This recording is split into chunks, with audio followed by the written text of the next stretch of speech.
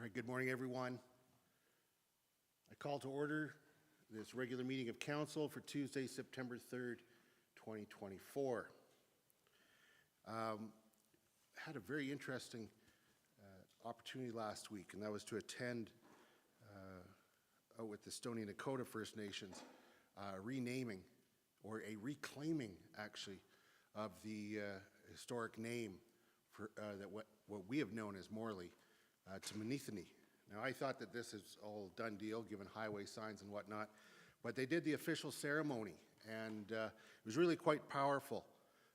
In fact, the most powerful moment was to see the three chiefs carrying the Manithani sign afterwards, and it really was a powerful reclaiming of culture, of language, of historic meaning of the place, and so it was a blessing to be there. In the spirit of truth and reconciliation, I acknowledge that we are gathered in the heart of Treaty 7 territory of southern Alberta. This land is home to the Blackfoot Confederacy, consisting of the Siksika, Kainai, and Piikani First Nations, also the Tsuut'ina First Nations, and our most adjacent Indigenous neighbors, the Stoney Nakoda, comprised of the Bears Paw, Goodstoney, and Chiniki First Nations. Further, we are located within the Rocky View Métis District, within the Battle River Territory. The town of Canmore is committed to working to live in right relations and to advance truth and reconciliation, as we acknowledge the many Indigenous peoples whose footsteps have marked these lands for generations. I am grateful for the traditional knowledge keepers and elders who are still with us today, and those who have gone before us.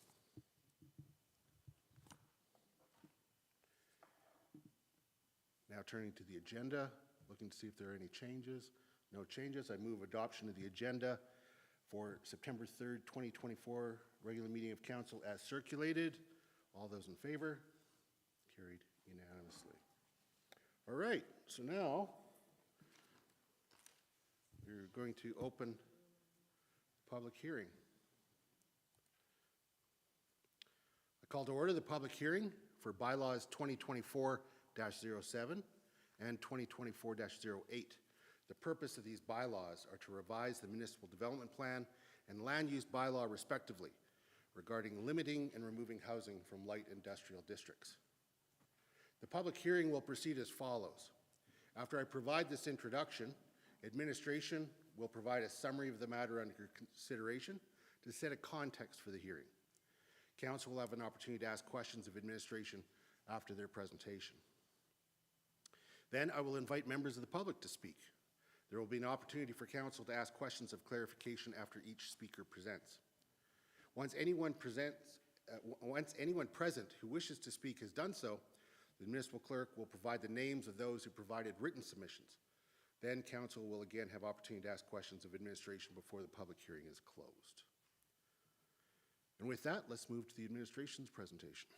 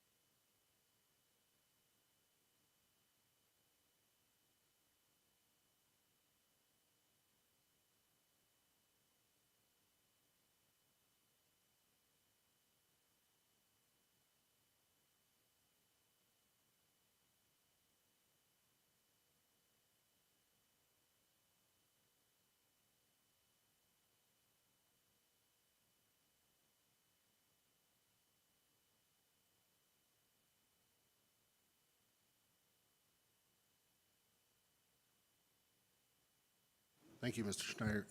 Looking to council to see if there are any questions. Yep. Councillor Ma. Thank you, Your Worship. Question for Mr. Schneider here. As I'm going through the policy, at one point it says that residential uses will not displace or inhibit the operation of existing or future industrial uses. Okay, and this is with regards to these areas. And then on the other end of it, we're also trying to maintain in these units that may have housing a decibel level of 35 to 40 as an acceptable sound threshold. What happens if there's another potential industrial use that may exceed that sound level? Will that use be precluded, or is it up to the person that owns the dwelling unit to upgrade their soundproofing? Thank you for your question, Councilor Ma. That's the 35 to 40 decibel threshold is meant for the architect of a building to ensure that proper noise attenuation is in place, regardless of the use, and really within southern business, and to a slightly lesser extent the TID district. We're talking about noise from the railway. That's and potentially noise from traffic, but it would be the railway would be the major concern. So in those areas, because the housing stock is, because the building stock is relatively new within southern business, or their new development proposals, we have to make sure that the architects, if they're contemplating this type of a use on the second floor, that they've put in the proper noise attenuation. Okay. And what happens if there's an additional use that seems louder? Like, is there another pathway to understand how that would be dealt with? I'm not sure that there's a use within Southern Business District that would be louder than the train. Okay, all right. Okay, thank you. if I can speak plainly on that. Understand. Councillor McCallum. Thank you, Your Worship, and thank you for your presentation, Mr. Snyder. My question is with regards to the change in the term dwelling units from employee housing. I understand that that makes it simpler from an administrative perspective, but what does that do in terms of trying to protect those units for actual employees? Because that's sort of the intent. And what we're hearing in public hearing notes, it's all about employee housing. So how do we ensure that those stay the market within the market employee housing and outside of size, because size doesn't do it anymore, as we know? Sure. Part of the issue has always been sort of what's enforceable for the planning department to be reasonable.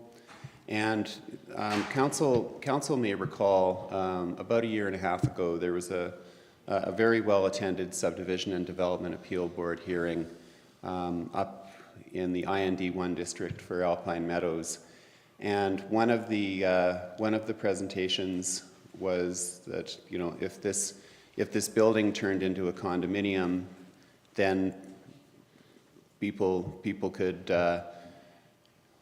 act accordingly, but don't worry, the condominium will have a bylaw that says that it'll be for employees and not for general use. Mm-hmm. That's fine, but that's something that then becomes a civil issue, and that's something that's really beyond the scope of what the planning department can be expected to enforce. And enforceability of these provisions has always been a concern of the department. And it's been a concern of council as well. I guess I'm just curious as to, as we move forward as this council, and assuming the next council moves forward to sort of protect certain types of housing stock in Canmore, is this just not like throwing in the towel? If it was, if we were looking to eliminate housing within the SB and the TID districts, I think we would be throwing in the towel more. It's just a question of what we think that we're able to do reasonably in evaluating these proposals. At the same time, there's There's supplementary regulations within TID and within Southern Business District, which really limit the amount of space within a building that can be used for a dwelling unit. That really, in my mind, that captures the paramountcy of, and will continue to capture the paramountcy of industrial uses. Not every second-story unit within a building within Southern Business District will be a dwelling unit, because it'll be over the 30% limit for GFA. Thank you very much. Okay.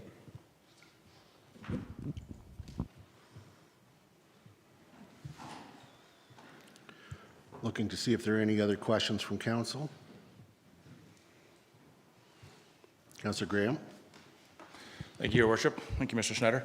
I just want a question of clarity. The 30% is of the entire building, is that correct? Not of the floor that it's on? No, it would be of the entire building. The entire building. Okay. Thank you very much, sir. Any other questions of council?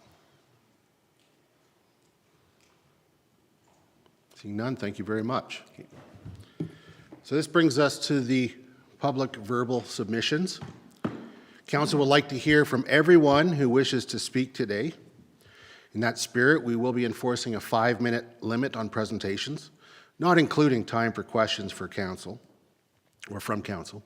We'll be using the countdown timer on the wall there to help us stay on track.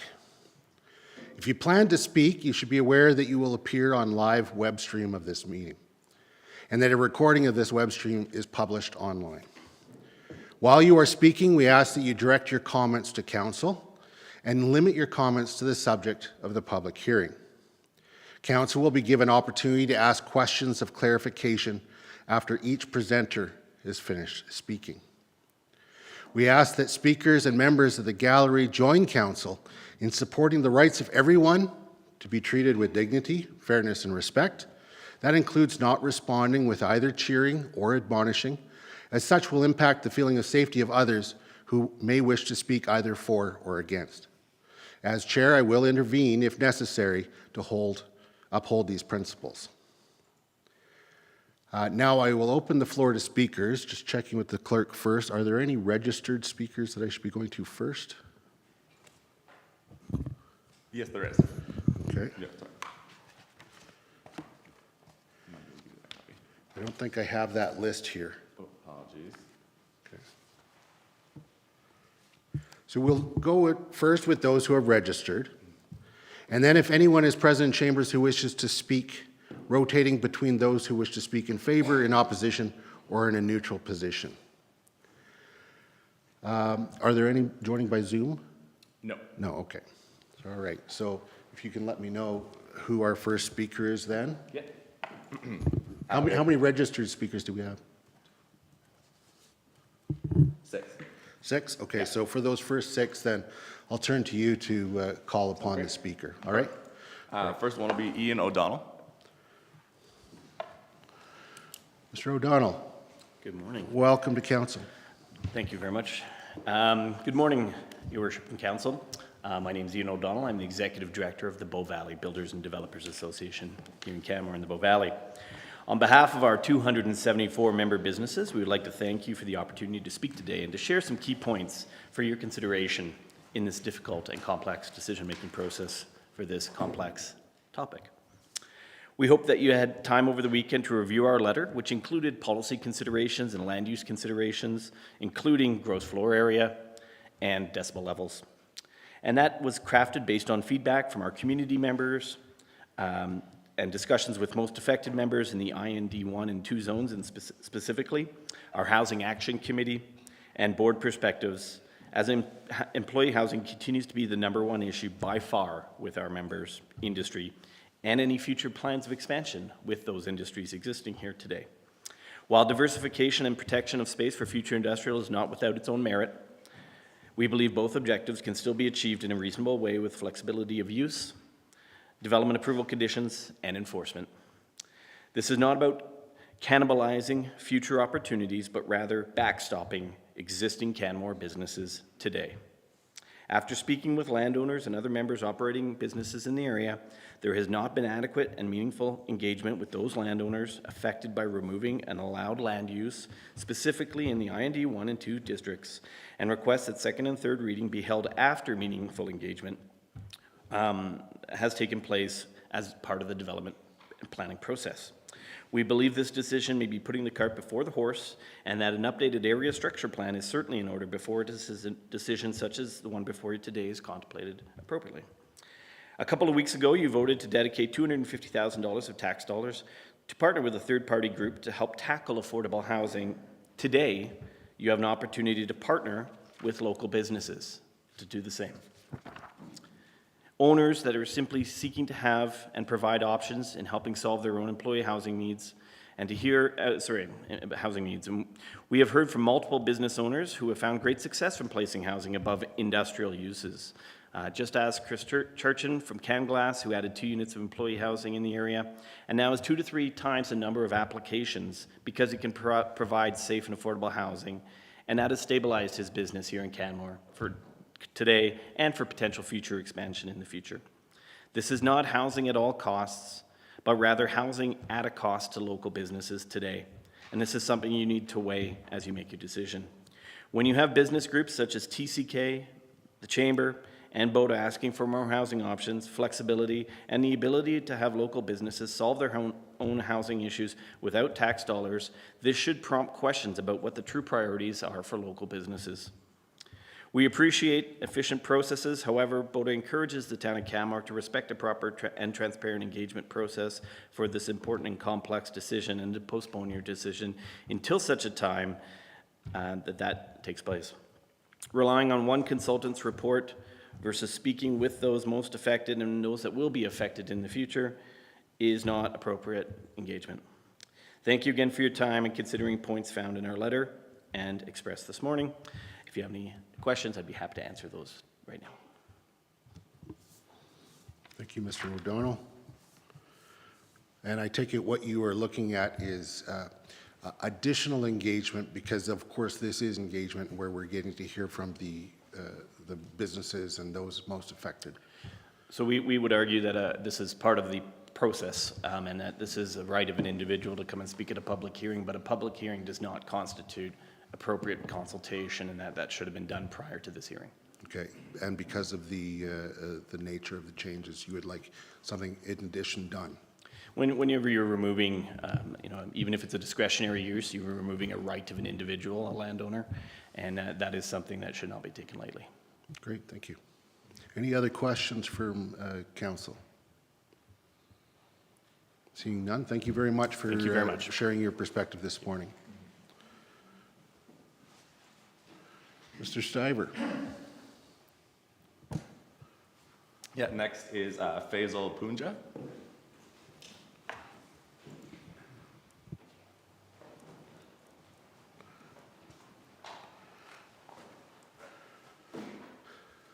Mr. Punja, welcome to council. Thank you.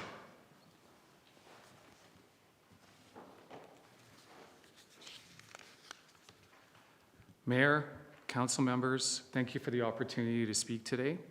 For those of you who don't know me, my name is Faisal Punja and I'm from Canmore Bottle Depot. We are located at 103 Boulder Crescent and affected by the change that we're proposing, or that you're proposing today. The Canmore Bottle Depot is a family business, family owned and operated for the past 30 years, and I believe one of the longest family held businesses in Canmore. Our depot employs roughly 9 people and provides bottle redemptions and supports recycling practices for our town. Our customers are both local residents and visitors to Canmore.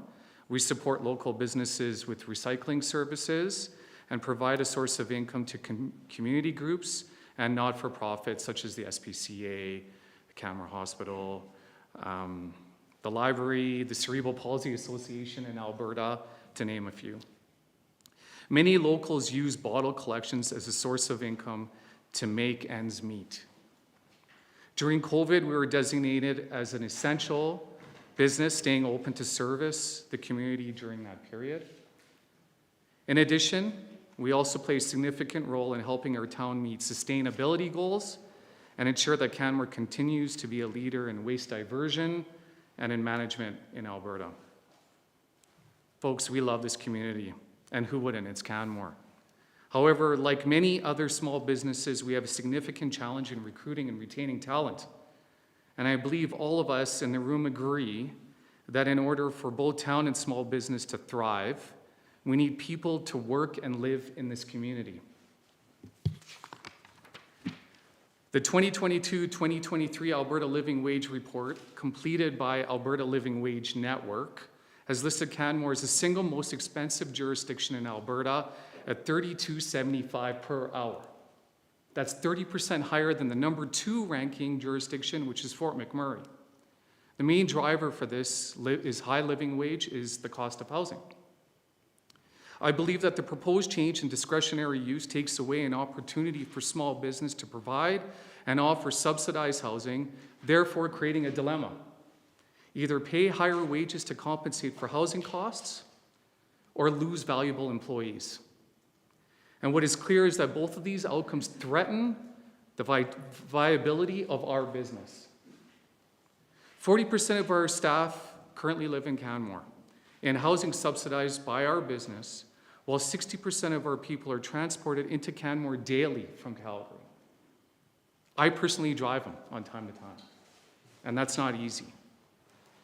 With maximum land flexibility, we believe that a target of 100% locally employed staff is achievable with accommodations on our own property. The proposed change takes away our opportunity to hit this goal for small business looking to compete for talent with other jurisdictions in Alberta. When employees feel secure in their housing situation, they are more likely to stay long-term, and this reduces turnover costs for small business.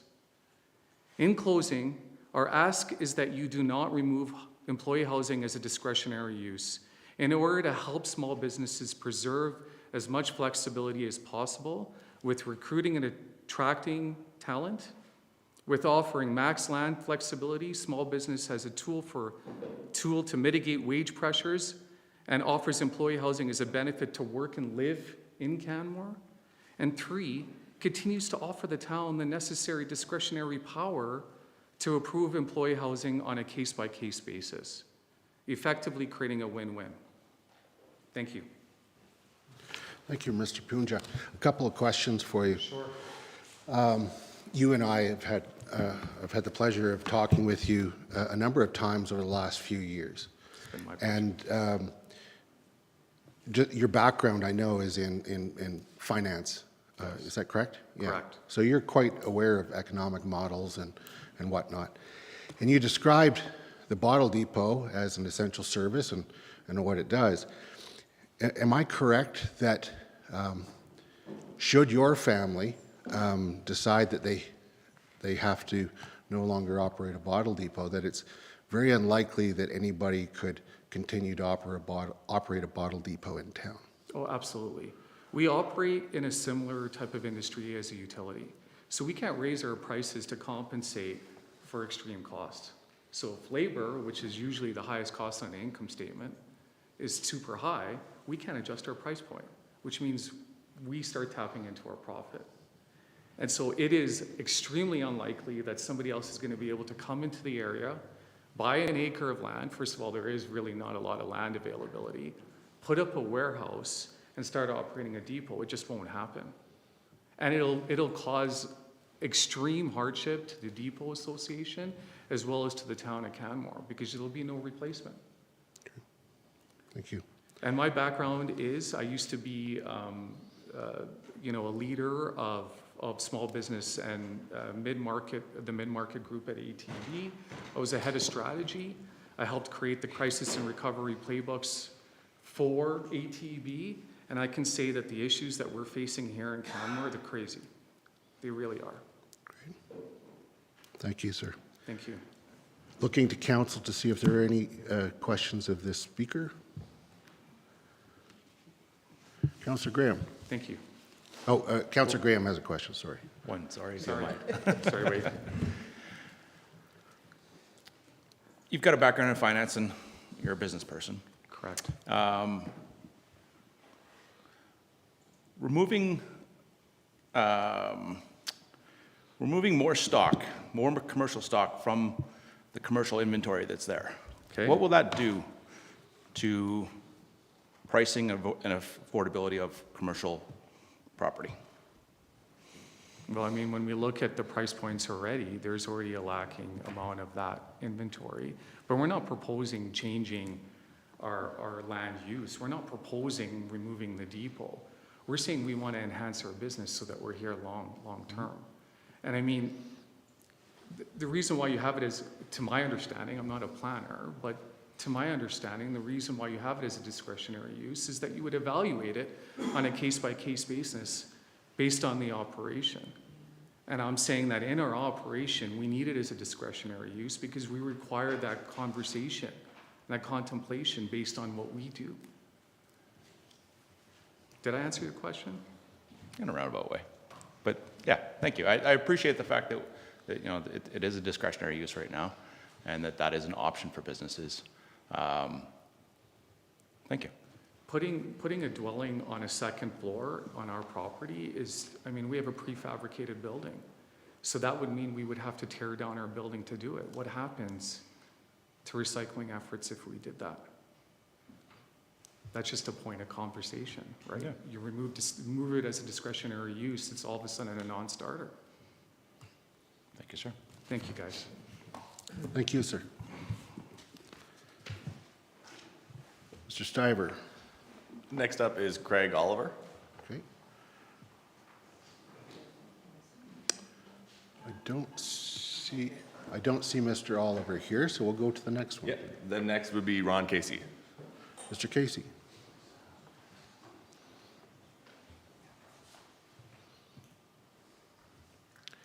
Mr. Casey, welcome to council. Thank you. So you've likely heard most of this before from me, but that's okay. I'll give it one more shot. I've got a bit of a history in the industrial park. I built the first building there in 1990 on Boulder Crescent. Then I built another building on Elk Run Boulevard, and then 2 more structures in Bow Meadows Crescent. So I do have a bit of a history in the whole industrial park. Maybe it says something about my age, but the first building we built was when there was only one industrial area in the town of Canmore, and that was the Elk Run Industrial Park that had been created by the provincial government. I think if we're going to talk about industrial uses, we need to look at the intent of those land use districts, the way they were initially established. And that has changed. IND 1 and IND 2 do not define those districts appropriately, in my opinion. The Elk Run area, so the Boulder Crescent area, was always intended to be heavy industrial. That's why the provincial government built the size of lots that they did in there. That's why you see uses like heavier industrial uses at the time in the original bylaw was to allow for brewing companies, to allow for companies like Bremner Engineering, to allow for some of the larger industrial uses. Those lots are much larger than anything we've seen since. And so that land is much different, that area is much different in purpose than the lots along Elk Run Boulevard and Bow Meadows Crescent. Those lots are much, much smaller. The uses there were intended to be, in fact, legislated to be originally, to be much less intensive. Along Elk Run Boulevard, architectural controls were put in place or suggested higher degree of architecture because of the visibility. But even in Bow Meadows Crescent, because of the environmental sensitivity of backing out onto Indian Flats, uses there were restricted. Lighting was suggested to be changed. Over time, all of that sort of got lost. So what I'm suggesting is that yes, we do need to amend the bylaw. There's absolutely no doubt in my mind. But we need to reestablish Boulder Crescent as heavy industrial. And I understand the previous speaker and I understand their dilemma. But to me, heavy industrial was never intended to have employee housing. And it shouldn't have had, as a discretionary use ever, employee housing put into that district. But because of the way they defined those industrial districts, it was lumped in with Bow Meadows and the properties on the one side of Elk Run Boulevard. It does make sense to include the properties on Elk Run Boulevard and Bow Meadows Crescent in one discussion. Smaller lots, smaller or less intensity of use, different uses, right? All along, that's what it was intended for. And that's what we see today. In those areas, having employee housing as a discretionary use, and in fact, I would suggest that we need, instead of looking at ways to inhibit the development of employee housing in that district, we should be doing whatever we can to encourage people to do it. If there's one threat to industrial uses in the Bow Valley, it's employees. And getting long-term stable employees is going to kill every one of those small businesses down the road, because right now, people are depending on people driving from Cochrane on a daily basis. And for Canmore to offload our housing responsibility to neighboring communities, whether it's Exshaw or Cochrane or wherever, when we have the ability to address at least some of those needs on our own, to me is irresponsible as a community. We have the ability to address some of it. And if you have an industrial use that needs the second floor, well, you're not going to put staffing up there because you need it for your business. So it does make a great deal of sense to allow employee housing where we can. We need every unit we've got. Just quickly on the TID and SB districts, changing over to dwelling unit does nothing but put open market housing out there again. All we're doing is building condos in industrial areas, and God knows we don't need any more condos built on the open market. We need managed housing. Okay, thank you. Thank you. Nope. Good. Okay, council, to see if there are questions. Jeez, you got to be quicker.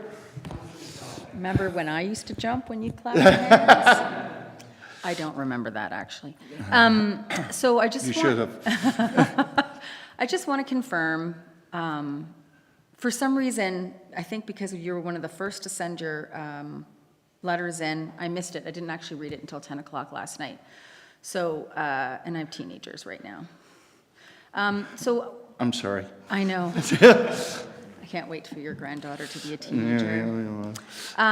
So I just want to make sure, in simple terms, what you're trying to express in terms of what you think is appropriate within the Bow Meadows area, Crescent area, and Boulder Crescent, is basically the Elk Run Boulevard being the line.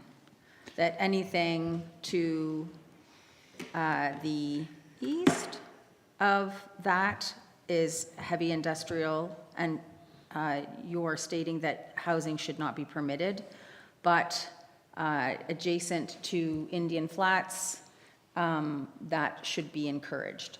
Is that a good dumb down of what you're? Sort of. I think it's easier if we look at where the properties front. Right. So if you look at the properties fronting Boulder Crescent and Glacier Drive, then those properties, to me, were always intended to be heavy industrial. They had a different intent and purpose in the day. The properties facing Elk Run Boulevard, east-west doesn't make any difference, and Bow Meadows Crescent, were all smaller lots and intended to be, again, a much less intensive use. You didn't want heavy industrial on Elk Run Boulevard. You didn't want heavy industrial in Bow Meadows Crescent. That's why the uses were restricted in the time. That's changed over time, but initially that's why it was set up that way. You wanted the lighter industrial units in Bow Meadows Crescent and along Elk Run Boulevard, and you wanted heavy industrial on Boulder Crescent. Thank you. And was I going to ask you anything else? No, I wasn't. Thank you very much, sir. Okay, thank you. Thank you. Thank you.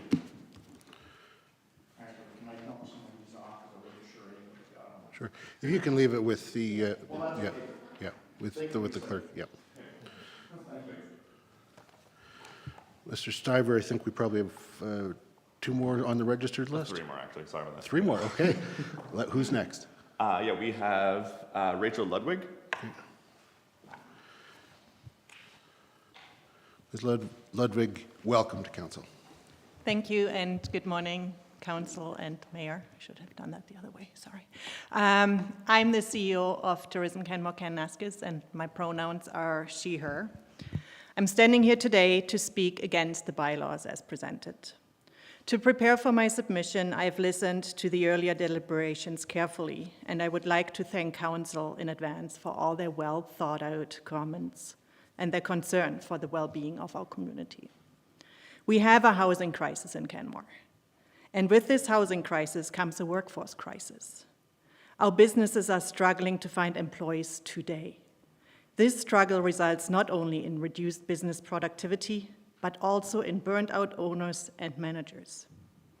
Furthermore, it has the potential to damage our destination reputation with diminishing service levels, which in turn will cause reduced income for businesses and staff alike. Most of our Canmore businesses are family-owned and operated. These owners struggle, as we heard today, with a high land cost, high rents, and with affordability just as much as any other member of this community. They want to be part of the solution to the housing crisis and have found solutions to the Canmore predicament by offering housing above industrial and commercial lands. Are industrial lands ideal? Maybe not. However, Canmore's industrial lands boast mountain views, access to transit and shops, as well as restaurants, making them a pretty good option. And this type of housing, employee housing, is transitional, allowing you time to establish yourself in the community when you first arrive and to find a more permanent place to live, maybe a CCH rental. During council deliberations, all the projects that council brought forward were talked about. There are a lot. However, these projects will be years in the making, and our businesses face workforce pressures today that need to be solved today. I would argue that once employee housing is not needed in the future, these spaces will most likely be converted back to office and storage space, but only if we protect these lands from regular residential use. Therefore, I'm speaking against changing the language in these land use bylaws from employee housing to dwelling unit. These lands need to be protected for industry use, and it would be detrimental if land prices for these lands will become unattainable even more for business owners today and new businesses in the future. This decision is not easy and multifaceted. Therefore, I would like to urge you to follow your strategic goals of building relationships. Let's work together to fix this housing crisis. Let's chat about options and don't rush on making changes without thorough industry input. Thank you very much. Thank you. Appreciate your coming today. Councillor McCallum has a question for you. Thank you, Your Worship, and thank you for your presentation, Ms. Ludwig. I hope you have a bit of a restful fall after a busy summer. I just want to confirm what I'm hearing from you is that you would like to not see the definition changed from employee housing to dwelling unit? Correct. Excellent. And my second question is, has there ever been any discussion within the hospitality or through the general business of creating a housing cooperative like they do in Banff? Which is quite successful, I might point out. Yes. I think the issue, as I said before, so people are thinking about it once in a while, but with the pricing and cost of land, most businesses feel that they are not able to get this done, like we don't know how to fund it. I've actually had a good meeting with the executive director of CCH, and he let me know that I shouldn't say that. Never mind. But yes, I had some. So it has been a conversation. Yes. It's not been a consistent conversation. Correct. Yes. Thank you. Looking to see if there are any other questions from members of council. Seeing none, thank you very much. Mr. Stiver, who's next? Donna Hudson.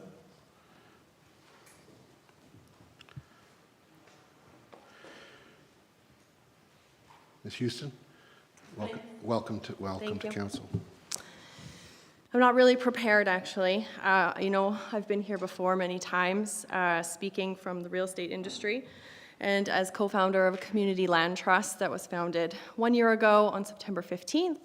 But the truth is, my work on this crisis, this housing crisis, real estate and development, and how it intermingles with municipal affairs has been started long before that.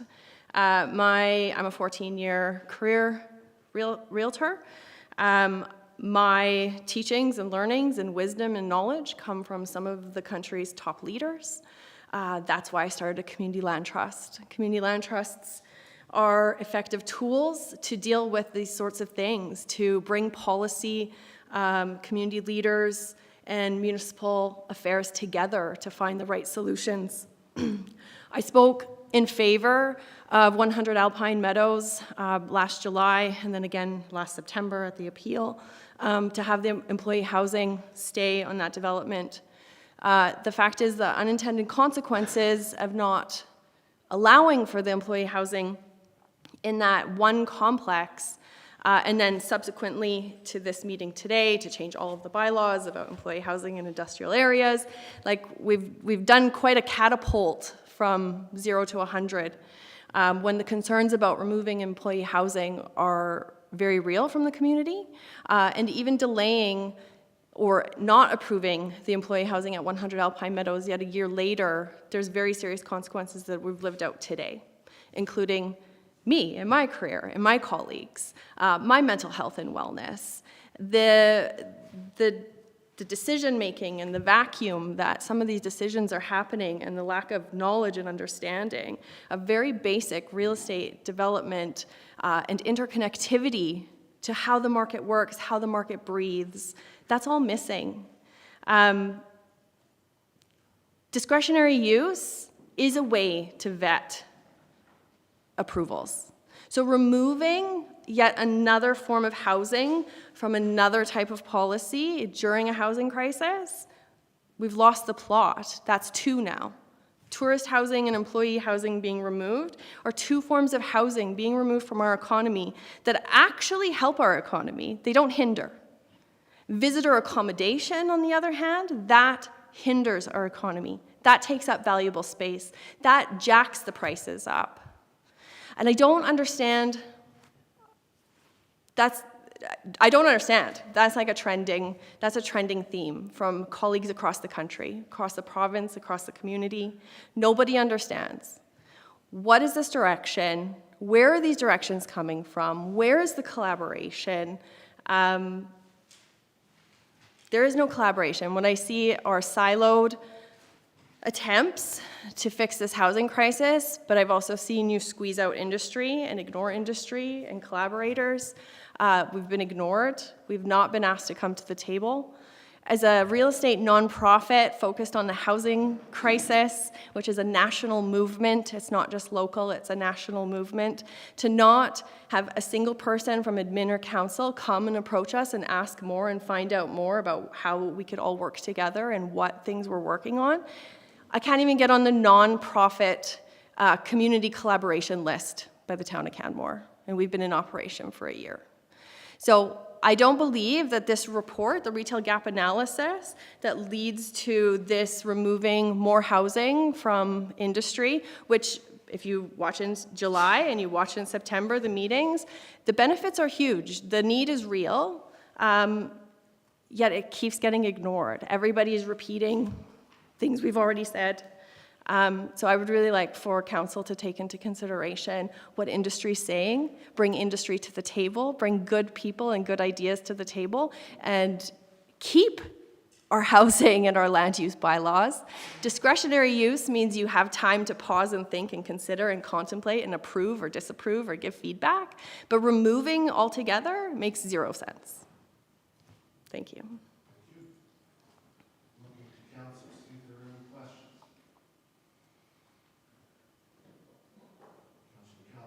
I don't have a question, but I would like to make a statement that I have met with you, and I spent several hours meeting with you in the last 2 years. Thank you. Beg to disagree. Thank you. All right, looking to Mr. Stiver for the next person.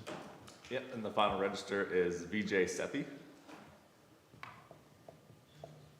Then we're good. Okay, so those are all of the registered speakers. So now we'll open it up. I will ask if there's anybody in the chambers that wish to speak in favor of the proposed bylaws. I will now ask if there's anybody here that would like to speak in opposition to the proposed bylaws.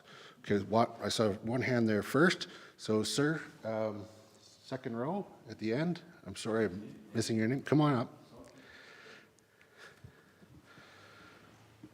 I'm sorry, your name? Cam Beatty. Cam Beatty, Yeah. of course. My wife and I are owners of Rocky Mountain Soap Company in Canmore. We have about 100 people employed in Bow Meadows Crescent. Great. We have a building of 2 floors with office space at 106 Bow Meadows, where we've got about 8,000 square feet of office up there and lab.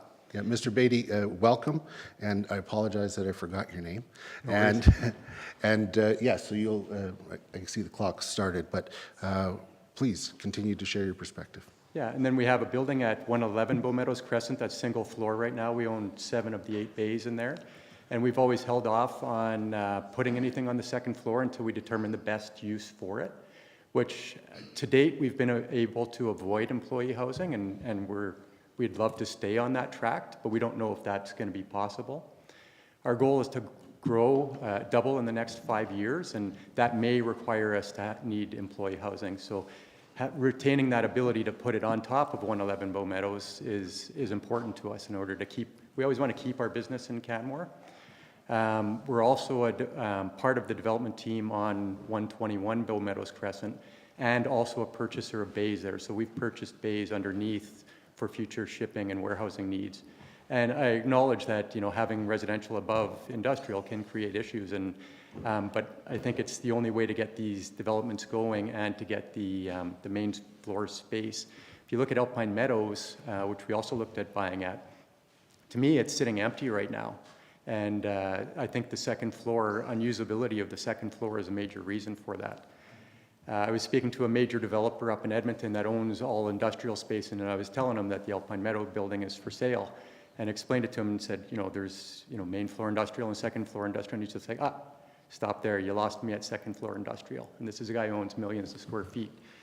So, you know, for the viability of our business, I think we just need that flexibility. Hopefully we never have to put employee housing above, but if we do, we need that flexibility. On the dwelling unit, I disagree with changing it to just a dwelling unit instead of employee housing, even if it's not enforceable. Like, what I believe is going on in Banff is that you have the need to reside, but that parks, I've been told, will never take you to court because they're worried about losing. But that doesn't mean that it doesn't discourage a lot of people from buying there. We know people that live there and shouldn't, but a lot less than if they just opened up to dwelling units. So I think just discouraging people from living in employee housing would be beneficial. And then for second office space, another point for our business is it's much easier for us to find employees that work remote for office type jobs. We have them, you know, in the US and across Canada. All of our customer service is done from home somewhere. So those second floor office uses for our business is a lot easier to find remotely than the main floor industrial uses, which you have to, you know, you can't make soap virtually, you can't ship soap virtually. So again, I think there's easier ways to find alternatives for second floors than main floors, if that makes sense. Great. Thank you very much, sir. Appreciate your sharing your perspective today, and I do appreciate that you've stayed in Canmore. I know that you've had to explore options from time to time, and you're still here, so thank you. Thanks. Looking to members of council to see if there are any questions. Seeing none, thank you very much. I'll now ask if there's anybody who would like to speak in a neutral position. Seeing none, so I've offered up, anybody in neutral? Oh, yes, sir. Yep, please come forward. Oh, did he say opposed? Okay.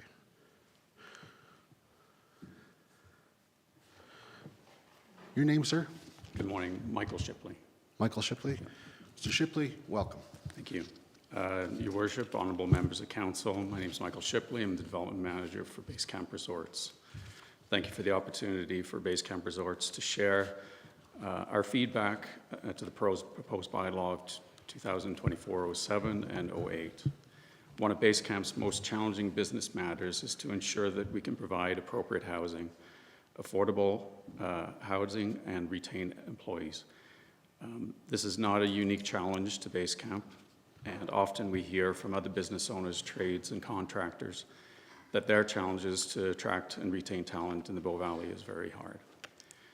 As such, we encourage council to support initiatives which are specifically designed to allow affordable housing alternatives. We would also like to point out that for many years, Base Camp has successfully accommodated our head office, staff accommodations, laundry facility, and workshop in Moose Meadows on Bow Valley Trail. We are proud of this existing staff accommodations, and we would encourage you to tour them if you haven't already. In our opinion, this is an excellent example of building support and findings in the Light Industrial and Commercial Land Review reports of April 2023.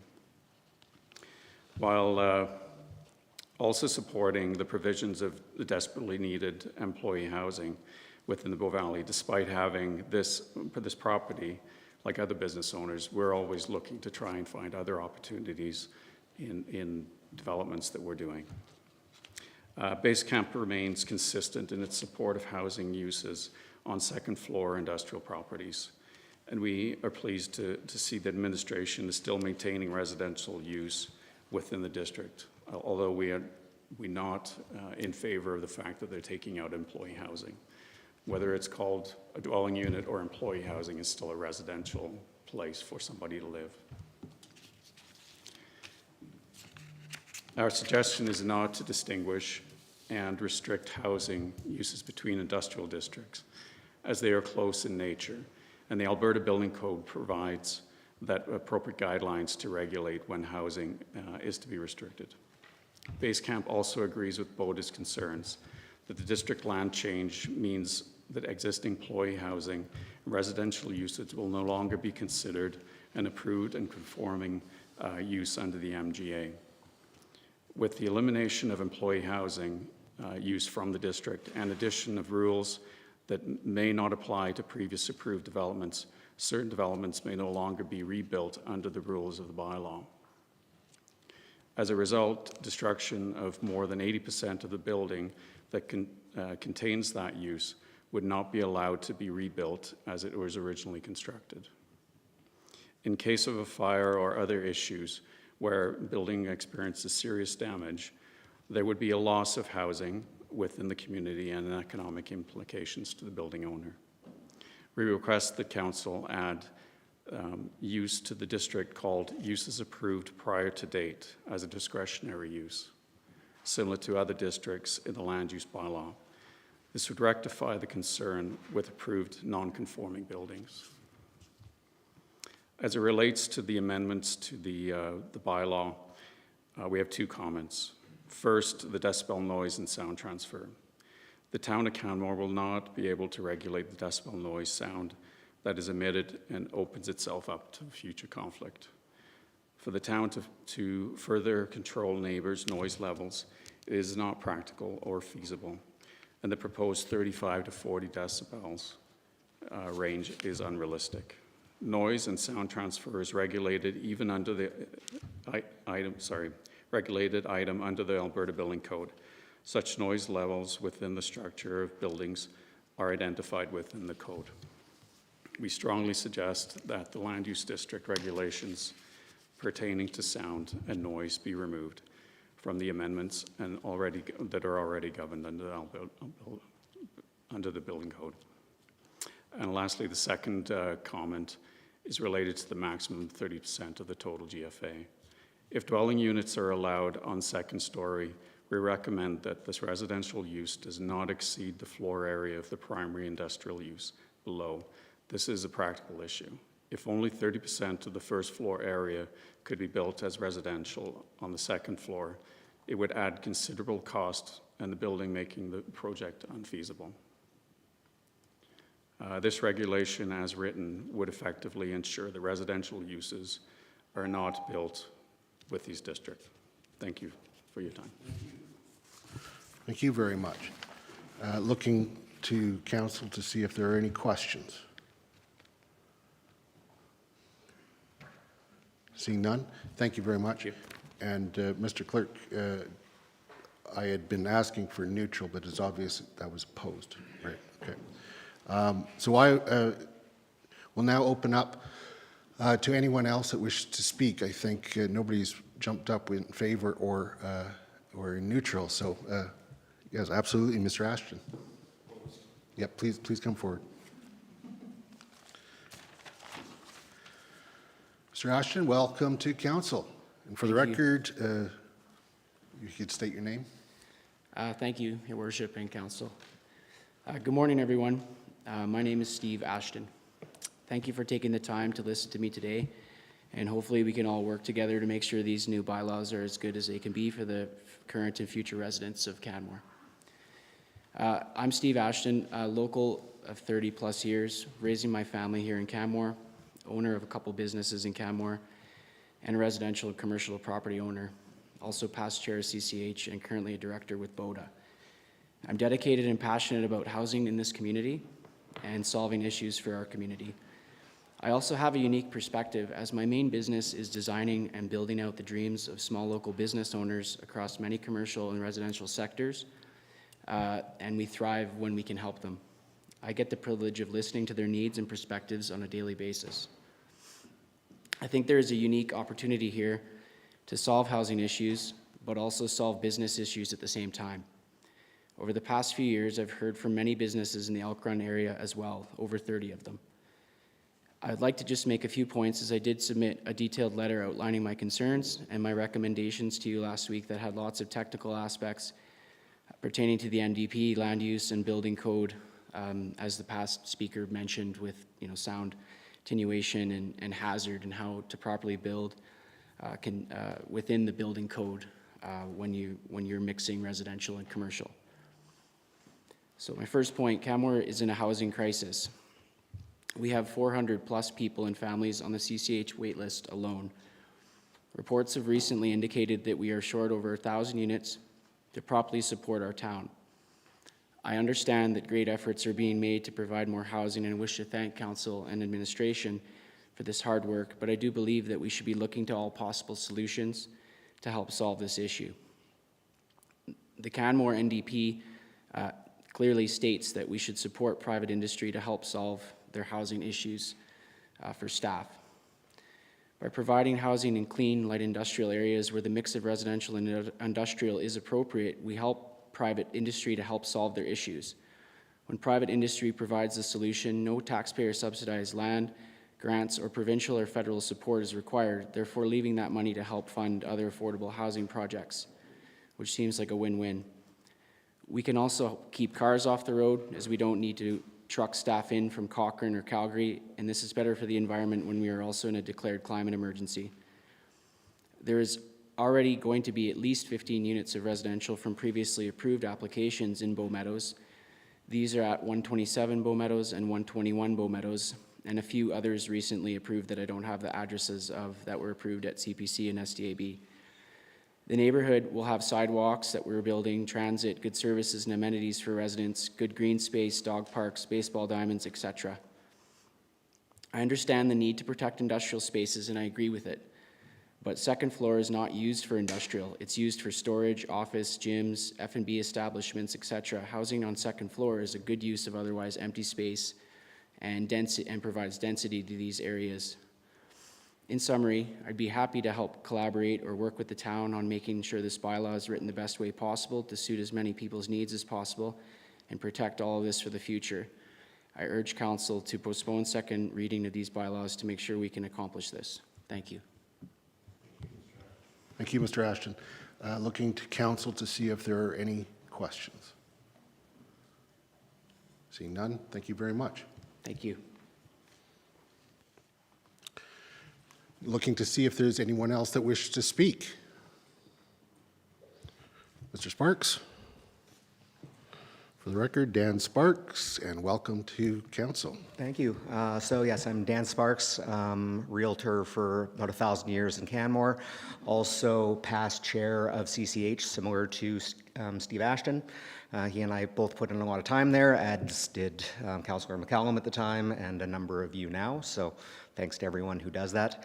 I'm here to speak in opposition to the change.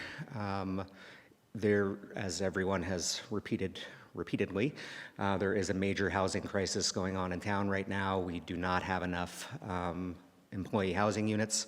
In particular, I'd like to speak against the change from employee housing to dwelling unit. All that is going to do is open up into just market housing. That benefits the town not at all. Just a quick stat that I was looking up while others were speaking. Right now, the lowest priced thing you can buy in Canmore that does not have some sort of restriction on it, being an employee housing type restriction, would be a unit over in 300 Palliser Lane, $538,000 for a one-bedroom unit. As many of you recall, that project was supposed to be some sort of affordable housing system years ago. Failed. It's now just open market, anybody can buy them. So $538,000 for 469 square feet, and that's actually conditionally sold. If you look at other one-bedroom restricted units, go to something along the lines of Montaigne Village on Kananaskis Way, which is designated employee housing. The last sale of a one-bedroom unit in there, give me a second, was $331,000. That's a one-bedroom unit, almost identical in size to the unit on Palliser, which is unrestricted. So $330,000 for a restricted unit, $538,000 for an unrestricted unit. Throwing these things open to employee house or to dwelling unit will simply make them unaffordable instantly. I understand that from an enforceability perspective, there's challenges around that. Those are challenges the town is just going to have to deal with and find a way to enforce. Put in a system of enforcement, put in a system around registration, whatever it's going to take to keep those units as employee units and lived in by local residents. That's all I got. Thank you, Mr. Sparks. Councillor McCallum, you have a question. Mr. Sparks, always a pleasure. Thank you. What is it in place right now, considering that we've just heard from planning that there's very little oversight? What is it that's then keeping the differential in play between the employee housing unit? If the town's not enforcing, is it the bank? I would say no. I would honestly say if it comes down to perception, if you're a weekender, you do not want to buy an employee housing unit for fear of enforcement. Also, I would say for fear of being tarred and feathered out in the public. Yeah, you're a weekender who buys a place in Montaigne Village and people see you coming in and out with your rolling suitcase. That's going to raise a lot of eyebrows and that's going to turn into actual complaints. Okay, thank you. It's not enforced because it's not reported. Yeah, no, I've heard varying stories that sometimes it's the bank because of the zoning and so on, and sometimes it's not. It just depends on the deal I mean, that you're doing on one-off mortgage. bases, maybe. Yeah. The banks are sometimes actually loath to loan on employee housing units, but there's others that aren't. So Yeah. they're challenging as far as sales are concerned, but people who need them, their local residents, can find a way to buy them. And I've been through those buildings and they're actually very well maintained. Absolutely. Yeah. So, for sure. Thank And they're you. filled with, Montaigne Village used to be Party Central. It was Animal House years ago. And then absolutely. And then as housing became more and more affordable, you go over there now and you see dozens of kids getting on and off the school bus over there. It's very much family oriented. So. Thank you. Councillor Graham. Thank you, Your Worship. Thank you, Mr. Sparks. It's been a year since we received the name of that study is Retail Gap Analysis. Thank you all very much. I wonder if you could give us a current update on the commercial market. What does that look like in the past 12 months? So the commercial market, I'd say, it's hard to talk about the commercial market globally because we're talking industrial, we're talking downtown commercial, we're talking spaces like yours in South Canmore versus industrial bays out in Elk Run versus second floor industrial bays. I do agree with several of the other speakers that second floor commercial is a hard sell. People are buying second floor commercial because they have to, because it goes with first floor. More often than not, the developers are wanting to sell them together. So anecdotally, I can tell you that the vast majority of people that I know that are thinking of buying an Elk Run are, I don't know if I want to go as far as saying depending on, but very hopeful that employee housing will be allowed for the upper floors because that's their business model, is to put their businesses downstairs and their employees upstairs.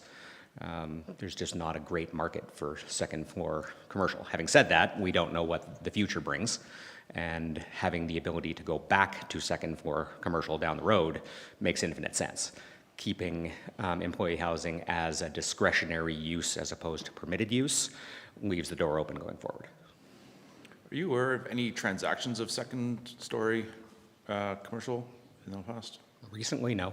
No, me neither. No. Okay. Thank you, sir. Councillor Ma. Thank you, Your Worship. Thanks for being here, Mr. Sparks. Quick question, that unit that's sold in Montaigne Village for $331K, do you have a rough transaction date when that happened? Stand by. I can give you an exact transaction date. How's that? Thank you. That's perfect. December 22nd, 2023. Awesome, thank you. It's a Christmas miracle. Christmas came early. Yeah. Okay. All right, I don't see any other under the bell, Councillor McCallum. The statement that you made earlier about the kids that are coming out of the Kananaskis Way, Montaigne Village, I would confirm I see that too sometimes when I head that way. What would your thoughts about children living in the industrial park? And the type of environment, specifically the dump trucks, the heavy-duty vehicles, et cetera, that you wouldn't normally see in a residential neighborhood? Sure. I mean, obviously not ideal. However, I think Canmore from the perspective of Big C versus Small C Canmore, the town and administration versus the community. I think we have been honestly a little bit elitist in terms of our housing and being prescriptive on telling people what they should and should not want to live as far as their living situations are. I've certainly seen that over the years where we're telling people how they should and shouldn't live. What do you mean telling people how you? In terms of build form and so on, saying, well, these units are too small. These units aren't the right size for families. Oh, yeah, I think that's a Canadian thing. That's not necessarily a Canmore thing. I mean, living in this microcosm, it's Yeah. very much a here thing too. We look around the world, there's lots of people living in lots of different situations in very high-density urban environments, industrial environments. Having this, as was mentioned before, as a transitional housing situation where people can come in, live there, have secure housing, and then potentially move through to something like CCH or even market housing, I think is probably the most ideal road as far as these are concerned. Again, it's not ideal housing, but we need all housing, not just perfect housing. How would you control that? You Like control saying that it from an employee housing perspective? Like, how would you control, like, you're here for 6 months and then it's time for you to move on? You can't. You definitely can't control it. Yeah. But you have it simply as employee housing and not allowing it to fall to the market. Yep. So, but yeah, people from a CCH perspective, they'll go into a CCH unit and end up there forever.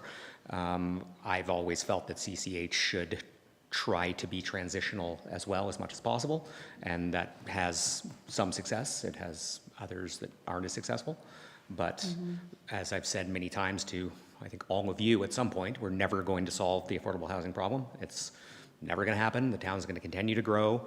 We're going to continue to have more and more people wanting to come here. We just need to put as many fingers in the dam as possible and not take away options for local affordable housing.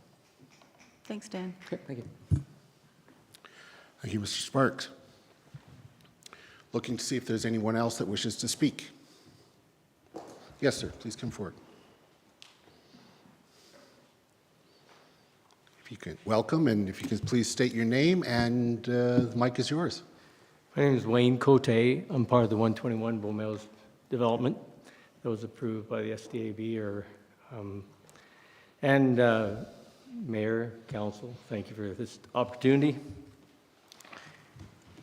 I just, worries me that initiatives like ours, or our development, are being discouraged. It's an opportunity for small businesses to have employee housing where it's readily available for their employees. It's removes a lot of the traffic on the roads. Also, it makes it more viable for some of these businesses to be able to do this, operate and actually move to Canmore and encourage businesses to have and do business here. I apologize, I didn't get much sleep, so I might not be as coherent as normally. You're doing great. And then if some event would happen, like the fire that was mentioned before, and we wouldn't be able to rebuild these different buildings, where would all these displaced people go from these residences? And that's a concern for me too, the way this bylaw is written, or the change to the bylaw. Also, in a place like Bow Meadows Crescent, there's talk about heavy equipment and that not being conducive for children and all that. Bow Meadows Crescent, I don't think, gets any more heavy traffic than some of the other residential neighborhoods. And so I don't think that's really a big concern. Also, we've had different purchasers that are looking at buying the upper space and the lower space because it helps fit their model and makes it affordable for them to move here. These are new businesses. So I think it discourages more investment in the community in that way. Also, I'm a little dismayed by these type of bylaw changes when we have a body like SDAB that approved ours and was very supportive and praiseworthy of the development, and then we now make an amendment that counteracts what they were praiseworthy of, and that's a body that, in my understanding, is to be a voice for the community from a variety of community members, including council. So it looks like potentially, and I'm not trying to be divisive either, we have rulings like this that are supportive of employee housing, and then now we don't like that because we've ruled in favor of it, and then we just do a bylaw to counteract that. So that's a concern of mine, that we just try to override what the community is presenting or proposing through these members that are a representative of our community and these boards that we have put in place. Thank you. Thank you very much, Mr. Cote. Just on that last point, I will provide some clarification. So what we were having was a series of applications that were being denied at the planning department level, and then, or at the administrative level, and then they had to be appealed to SDAB. SDAB is it's not so much representative of community, although it has community members on it. It's a quasi-judicial board that takes a look at on a case-by-case basis as to whether the appeal should be upheld or opposed. And a lot of them did change. So there was really some clarity that was needed. And so it came to council, and in a 4-3 decision, it was decided to direct administration to come back with a bylaw to consider. Now, we're no longer bound by that previous direction. We now have a bylaw before us that we have to take a look at fresh and to make the decisions on that, taking into account various factors, including the wonderful perspectives being shared today, including from yourself. So thank you for being here, and I'm just going to take a look and see if there's any questions. I don't see any, so thank you very much. Thank you. Looking to see if there's anyone else that wishes to speak.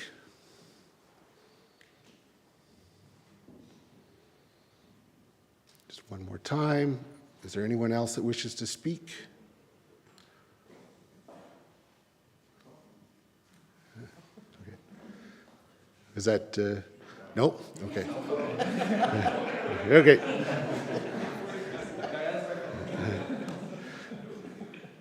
Anyone else? No. Okay, so I'm now going to call upon, just one second here, timed out. I'm now going to ask the clerk to advise of the written submissions.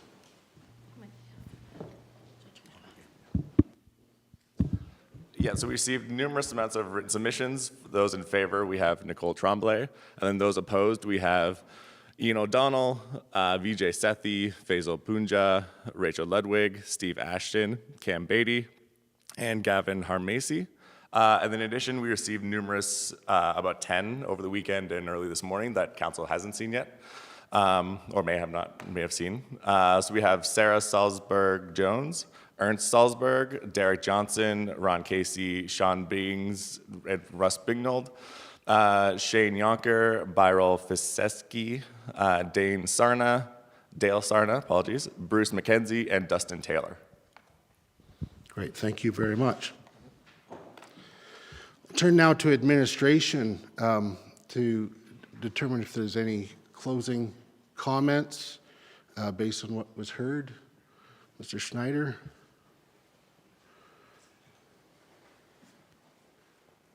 Thank you, Mr. Mayor. We just have a couple of small points. The noise attenuation provisions within the LUB are actually applied at the development permit stage. So if we get a request either as part of a new building or a change of use application, we require that the applicant for employee housing, we require that the applicant submit a noise study that shows what needs to be done to the building to meet those requirements. And then basically it becomes a condition of approval for the development permit, and it's something that the architect has to then address at the building permit stage. The second thing is about the dwelling units, and I'm going to acknowledge this is not a silver bullet, elegant solution, and I don't disagree with what I've heard this morning. But in my mind, what this underscores is the onus has really been put on the condo corporations that are dealing with these buildings, and virtually all of the buildings that we've seen that have gone up within Southern Business, if they're multi-tenant buildings, they're eventually a condominium endorsement gets put on those buildings, and several of the ones within Elk Run have as well. So I used to live in Whiskey Jack, and my landlord put the unit up for sale, and I did meet the definition of an employee within the land use bylaw, but I had to look for another place to live because the unit was up for sale. When I moved out, I spoke with the realtor who was handling the sale on behalf of my landlord, and she said, I asked her how it was going, and she said, well, most of the inquiries that we're getting have to do with short-term accommodation rentals or tourist accom or however you want to call it, but they also knew that there was a very strong condo corporation that was going to hold the new unit holder to renting to employees. So this is not the town coming in and saying, you know, either you are or you aren't an employee. This is being done at the condo corporation level, and it becomes a civil matter, and that's probably the more, in my humble opinion, it's probably the more appropriate place to deal with it. So just some questions. I know the question or two arose from. Just some questions. I know a question or two arose from me. In coming up with the proposed bylaw, what direct engagement was done with affected landowners? We did do a direct mail out following first reading to all of the property owners within the 4 districts, and we invited them to contact the department prior to the meeting, or we also explained the procedures if they wish to speak at the public hearing. But in our opinion, the direction that we received from council was clear, and that we would be proceeding as such. This is not a new issue. Council is very well aware of that, and our department is very well aware of it as well. Great, thank you. Councillor Graham, did you have a question? I'll put that one if that's all right. Sure. So we've done a mail out, we've done a public hearing today. Did anything happen prior to like the retail gap analysis? Does that come into play here? Anything else that was done from an engagement perspective? Nothing since the council motion was passed. Although we did have, there was at least one SDAB hearing, and we have processed development permit applications accordingly. We haven't received any DP applications within the Elk Run area this year, but we have considered, and I believe we've approved both of them within the Southern Business District. Okay. And I have one more, if I might. Yep. Mr. Schneider, if your condo board wasn't stringent on their enforcement of the employee housing thing, what recourse would council or administration have, or the planning department have, in that situation like that? Very little, in my opinion. Right. We're not in the business of parachuting into units and trying to determine if someone meets the definition of employee or not. So I guess I'm a little confused then. So wouldn't it behoove council to keep that employee housing within our purview, and something that we can direct and enforce? If council gave us the direction to do such, we would do our best to action council's wishes. Thank you very much, sir. Looking to see if there are any other questions from council. Seeing none, thank you very much, Mr. Schneider. Thank you. All right, and with that, we're going to close the public hearing now. We're going to take a break until 10:45, and then we will continue with the rest of the agenda.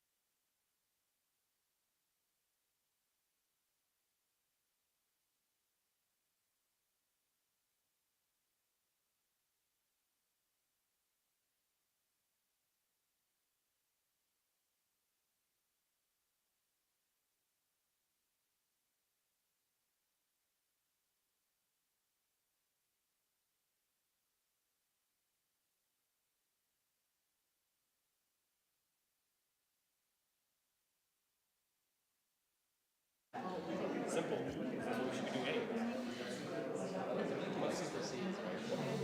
The blinky lights here when we that's the thing with building code. Okay. Comes from the province or from the feds that it goes to the Okay, we're back. We have the unusual situation of not having any minutes to approve today, and so we go right to item G1, bylaw approval, and dealing with the matter that was the subject of the public hearing. As its second reading, and there was already a presentation at the public hearing, there will not be a presentation from council. However, I will open up the opportunity before moving to anything further, whether or not council has any further questions of administration.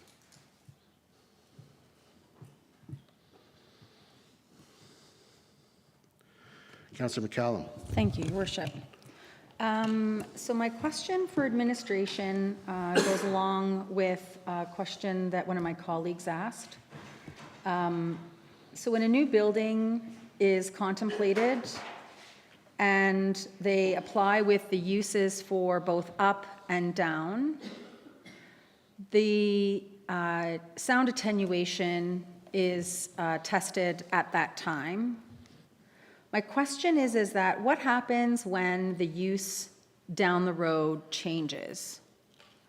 So when a plumbing shop becomes an axe throwing place, I don't know. Or maybe something more intensive, like sometimes I think food and beverage is one of the discretionary uses.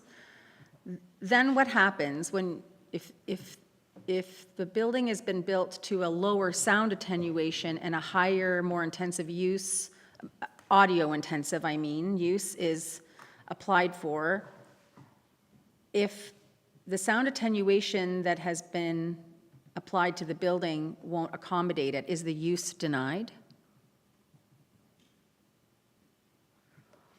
Bom, bom, bom.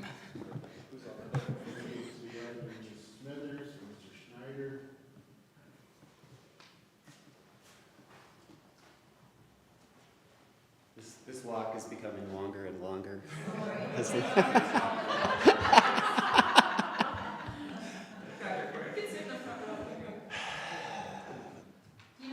Yeah, I know what, Councillor, yeah, I understand what you're saying.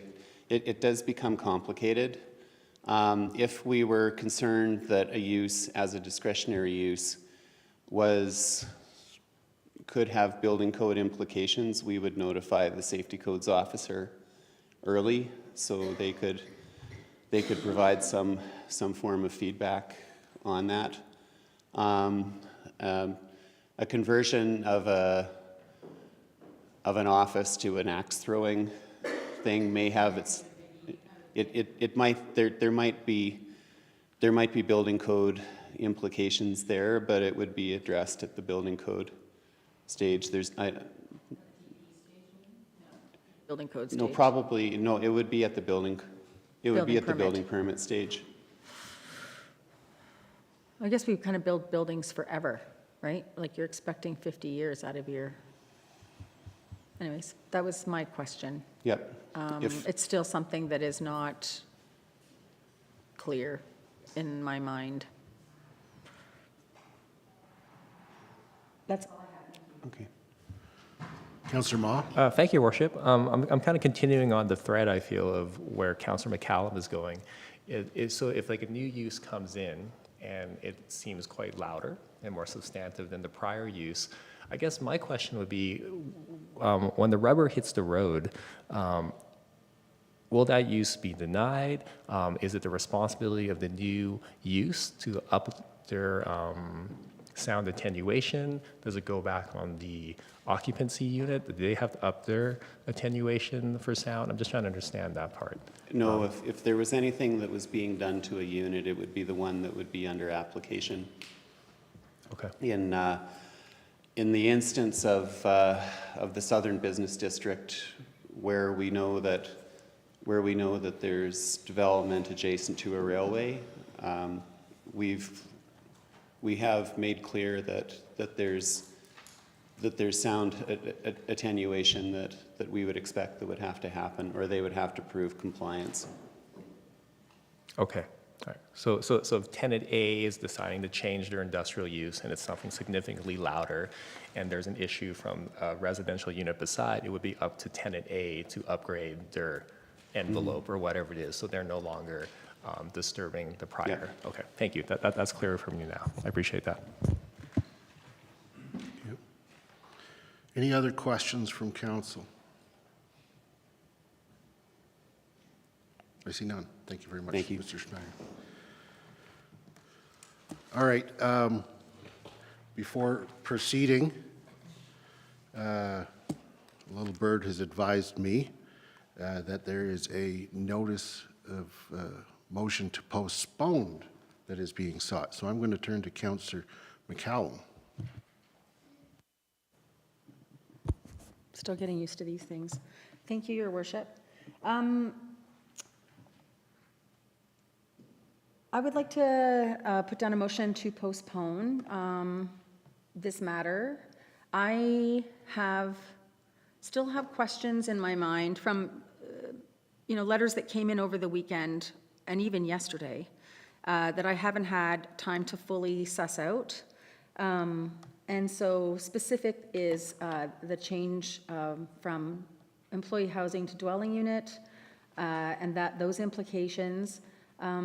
The implications of the building code, the safety code on future uses on the main floors of building and how that integrates with residential upstairs or the employee housing, and the application of noise. I am not a safety codes expert, and I found that there were two submissions specifically that really piqued my interest with regards to aligning uses that were like-minded or like with like, I guess. And I want to explore that a little bit further because I think it actually is important to our decision-making. In addition, the idea that more intensive uses in the industrial Boulder Crescent area versus less intensive uses in Bow Meadows Crescent, and the interplay between that and sound attenuation, building code, built form, et cetera. So I am asking my colleagues to support me in this. I would like to postpone until the 5th of November. I would love to do it earlier, but unfortunately, our calendar does not permit. So I'm asking that we postpone this to the 5th of November for decision, and I'm hoping between now and then I can get all of these things clear in my little mind. Thank you. Thank you, Councillor. All right, so we have a notice of postponement to November 5th on the table. I will support that motion. I would have preferred it a little earlier too, but it just doesn't work. Yeah.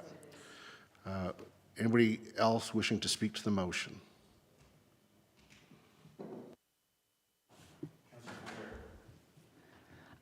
Yes, so with the postponement, is there additional information that we're asking of administration, or is this a postponement so that we have time to fully understand what we've heard and to consider it with a bit more time? I'm taking it as considering what we've heard today, as well as there are some submissions. I mean, people can submit right up until the time of the hearing, and there have been some that are arrived late that not all of us have been able to see. And I think it's important for all of us to be able to digest all of the information received before making a decision. I think that's a really good point, so I will support the motion. Great. And thank you. Thank you. Councillor Ma. Thank you, Worship. I would be happy to support Councillor McCallum's request to postpone decision. I think there's been some interesting presentations brought forth, and as noted, over the long weekend, there was a bit of a volume of stuff that came through that I would also like some more time to interpret. Thank you. Thank you, Councillor. Anyone else wishing to speak to the motion? Seeing none, I'll call the question. All those in favor? Carried unanimously. This matter is postponed until November 5th. And so, as I had mentioned earlier, we did receive a lot of information, so I encourage everyone to go through all of that information. And as I mentioned, we are dealing with these bylaws afresh. We're not bound by previous decisions. Councillor Creed, no. Okay, so now we're going to move to item G2,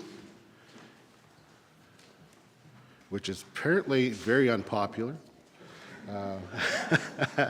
Thank you everyone for coming.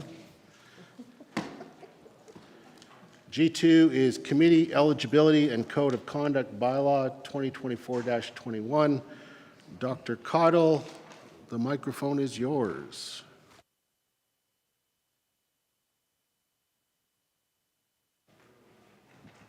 Okay, thank you, Your Worship and members of council. I'm here with the Committee Eligibility and Code of Conduct Bylaw. And I want to start with a big thanks. While I'm presenting, I actually did very little of the work. Sarah Jones did all the research for this project and looked specifically at the communities of Spruce Grove, Edmonton, Wetaskiwin, and Airdrie, all of whom have either policy or bylaws in place around this. And she developed the draft, and then Cheryl Hyde, our manager of the Municipal Clerk's Office, thought through the implications of everything, aligned it with the MGA, and put the research into the bylaw format that's in front of you. So big thanks and kudos to Sarah and to Cheryl. As a reminder, Council approved Motion 254 back in 2023 that you direct administration to bring a code of conduct for council appointees to you for consideration. So this is for public members that you put on boards and committees. And you wanted to do that before the next committee recruitment, which is already upon us. So I'm here today with a new bylaw that addresses that motion. And this bylaw is really focused on several things. One is around committee membership, which currently, it's not focused on this yet, but we hope to. Currently, membership is focused on individual terms of reference or bylaw for each council committee. This bylaw prefers further clarification on public member roles. It outlines the town's expectation regarding conduct and behaviors of anyone who we appoint to a board and committee, and it's also consistent with principles of transparent and accountable government. This proposed bylaw fills a gap that we currently have in the organization. Right now, we have no guidance for the public when they consider applying for a committee, and we also have no guidance for council when you're making committee appointments. So this bylaw is attempting to fill that gap. The purpose of the bylaw is that it would apply to all public members.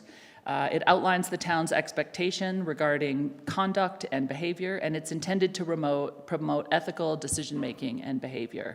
The idea that all public members would share a common understanding of acceptable and ethical conduct when they sit on a council-appointed board or committee. The bylaw outlines eligibility, that you have to be a resident of Canmore who's at least 18.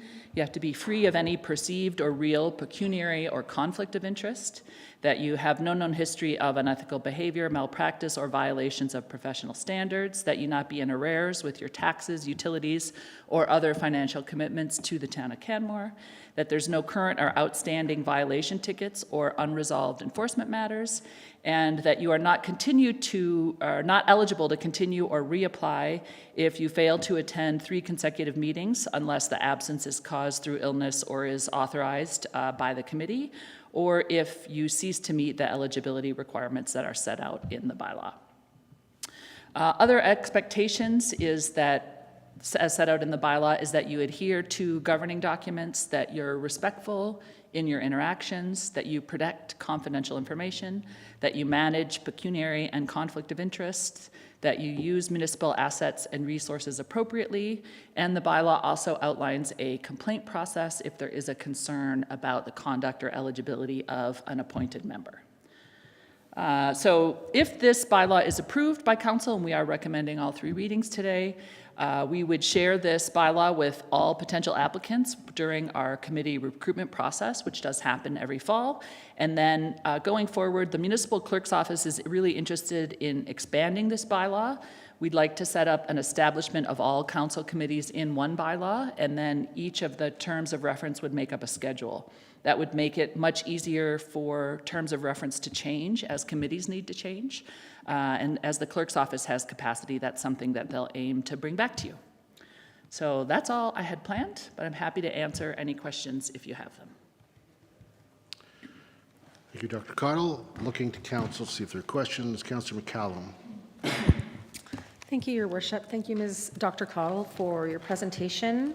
So one of the questions I have, and I'm pulling this from your presentation, is the unresolved enforcement matters, which I'm assuming refers to enforcement, municipal enforcement. Correct. Although it could be otherwise. Yeah, my question is there, and I would have to, again, look through the language, does it cover, like, legal matters?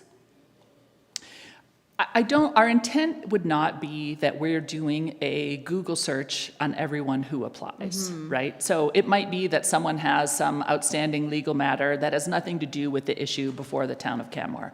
We're not interested in that. Administration is not suggesting, nor would we have capacity to research everyone in that kind of way. What we are suggesting is that sometimes we do have people who apply who are in a process of mostly around municipal enforcement issues, or it might be a legal issue regarding the town of Canmore, and probably that's not the best time for them to be on a board and committee until that issue is managed. So it doesn't necessarily need to be just municipal enforcement, but I would say it needs to be clearly already known to the town of Canmore. Right, so like a... Maybe there's a lawsuit. Yeah, I wasn't actually thinking about lawsuit. I was thinking more like a criminal, if there was a criminal suit against somebody. Sure. If there was a known criminal suit in the community, I think that would be a conversation for council, and it could be a reason why you choose not to put someone on a committee. Right, but if it happened while they were already appointed to the committee, then we would have the opportunity to temporarily remove that person, or... We could use the complaint process as outlined to facilitate those conversations. Okay, thank you. Councillor Faubert. Thank you, Mayor Krausert, and thank you, Dr. Cottle. I also had a question under eligibility, section 4D, have no known history of unethical behavior, malpractice, or violations of professional standards. How would we define known? Yeah, known would be that it's immediately known to us. So again, we're not doing searches on people, for example, right? But if there was a local issue, say you're in a financial position and it's in the local paper that you are being prosecuted for violating some financial standards practice in your profession, and you are applying to be on our property tax task force. That's known to us because it's in the public realm, and maybe we would choose not to appoint someone in that circumstance. So again, we're not doing research or background checks on people. It would be that it is publicly and readily available in the community. I might just clarify what you said. Based on the wording of the section, it's not that we might not choose to appoint them, but that person must not have a known history. So if they have a known history, we would not appoint them. They're ineligible. You're right. Say only one person had knowledge of circumstances, would that qualify, or would it have to be something more documented in public? I think we want to avoid getting into situations where there is any perception of privately or closely held information. So the focus of known is meant to be broadly applied. Yeah. Thank you so much. That doesn't preclude someone on council or administration, if we are the only knowers, to bring it up in closed session, but I don't see the bylaw applying in that circumstance. That would then be at the discretion of council on who you appoint. Awesome. Thank you so much. Looking to see if there are any other questions. Seeing none, thank you very much.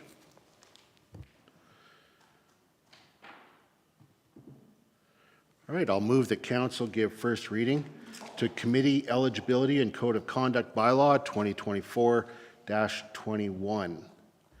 Speaking to the motion, I feel that council recognized in providing direction to administration to bring back a bylaw that there's a gap, and that this aims to fill a gap. Of course, we'll learn as we go as well. There's likely to be situations that arise. We may need to amend over time, but for now, I think that this is a very good bylaw. I think it covers what we need covered, and so I'm willing to support it. Would anybody else like to speak to the motion? Seeing none, I'll call the question. All those in favor? Carried unanimously. Move the council give second reading to Committee Eligibility and Code of Conduct Bylaw 2024-21. Would anybody like to speak to the motion? Seeing none, I'll call the question. All those in favor? Carried unanimously. I'll now move the council give leave to go to third reading of Committee Eligibility and Code of Conduct Bylaw 2024-21. All in favor? Carried unanimously. And I'll move that council give third reading to Committee Eligibility and Code of Conduct Bylaw 2024-21. Would anybody like to speak to the motion? Seeing none, I'll call the question. All those in favor? Carried unanimously. And so that is carried. And also, I'd like to reiterate the thanks given by Dr. Caudill to Ms. Jones and Ms. Hyde. We'll now move on to, it's H1, but then we'll be coming back to deal with G3. During agenda review, we determined that in fact, the new business should be best heard by council in order to set the context for the bylaw approval. And just because we normally, in our practice, deal with bylaw approval first, it was important to bring H1 ahead of G3. So this is H1, Teepee Town Road Right-of-Way Pilot Project. Ms. Smithers, welcome. Thank you, and good morning, council members. I'm here today to speak to the Teepee Town Right-of-Way Road Right-of-Way Pilot Project, a lot of words. And as you had noted, it is related to item G3 in the agenda.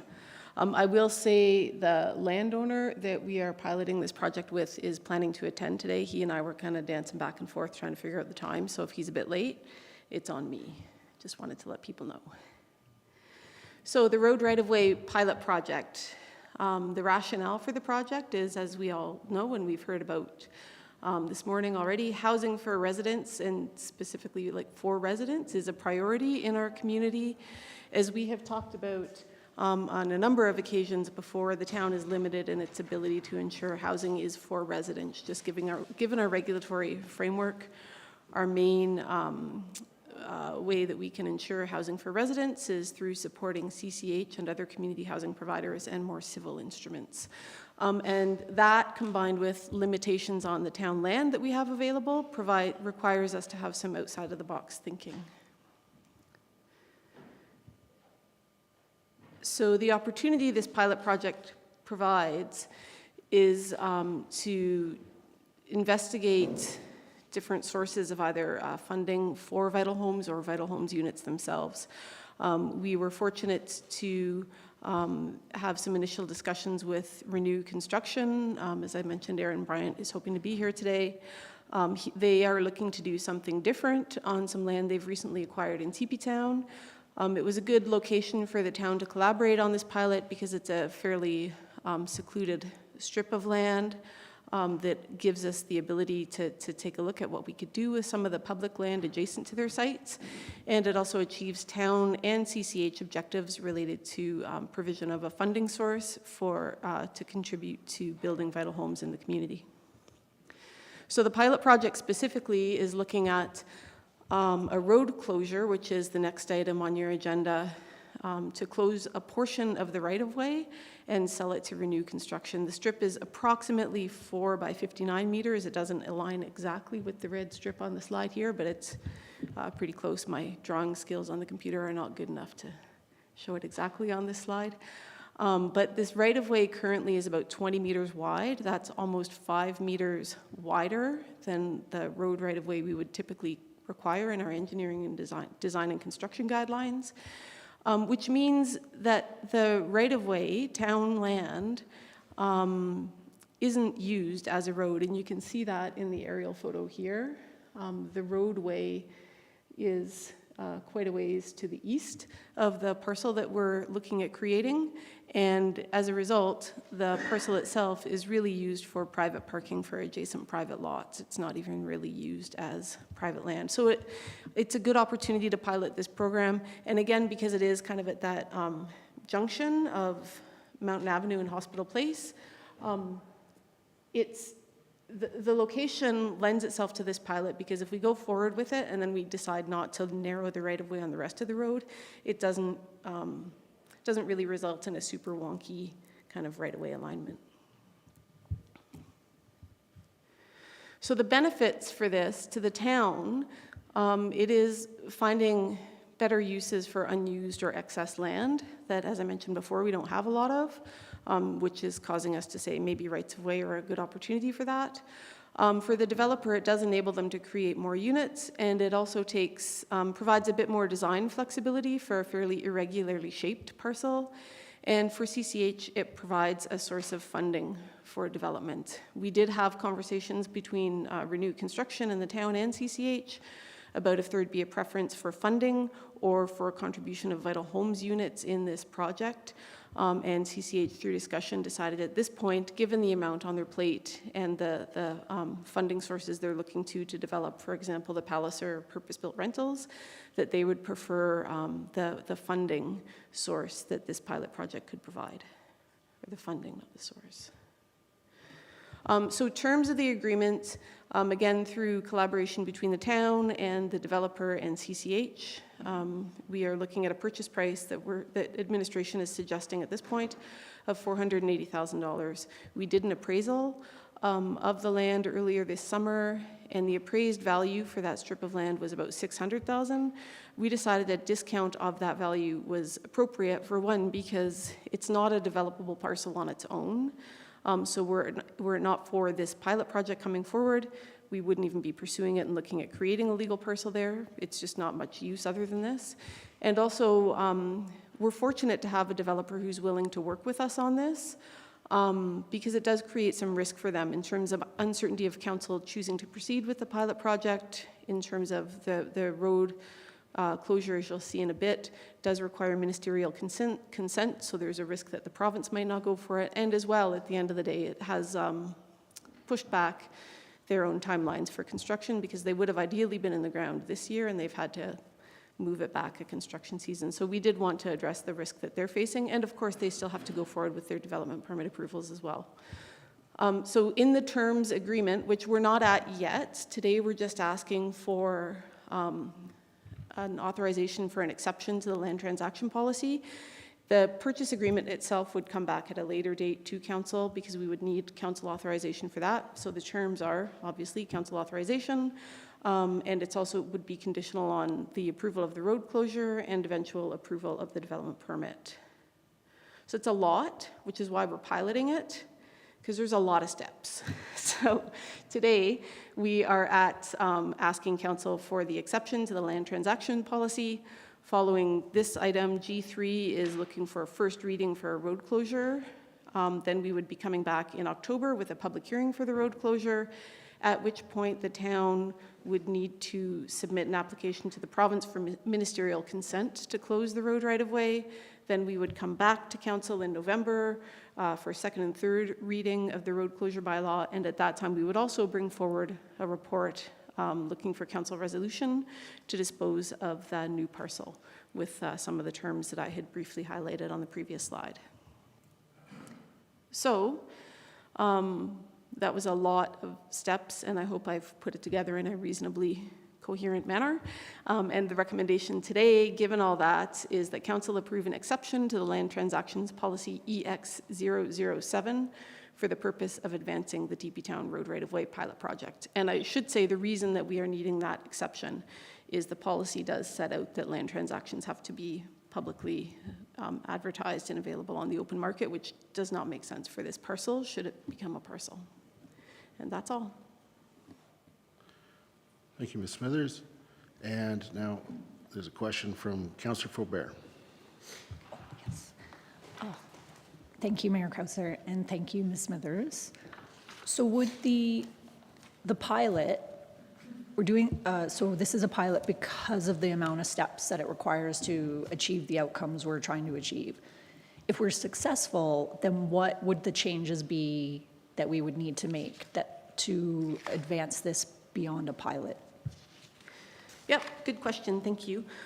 It's a pilot because it is a lot of work, and we need to, that involves, as I mentioned, risk for the developer. It takes resource for town staff away from other initiatives that we could be advancing. And so we want to give it a try to be able to say, at the end of the day, from the developer's point of view, CCH's point of view, and town administration's, given the number of steps and the amount of effort and just the time it takes to make it happen, is it really worth pursuing on a more of a program-wide basis? Because there are other road rights-of-way in town that could lend themselves to this approach, and that would be another aspect of those rights-of-way where a pilot like this could apply as a program. How many of them have the development potential that we're seeing in Teepee Town as an example? So there's a lot of moving parts. So we're not quite sure what it could look like at this point. We just thought it's an idea that we thought had merit. It presents an opportunity. It's worth trying. If at the end of the day we're all like, this made a lot of sense and it is doable, but we need to kind of take it on in a broader perspective, then we would come to council with that as a program as well. Awesome. And then, so have we assessed the development potential of rights-of-way, or that would happen if we move forward beyond a pilot? It would happen if we move forward, yeah. And then would we then bring back the land transactions policy to change it? Or would we create a new policy?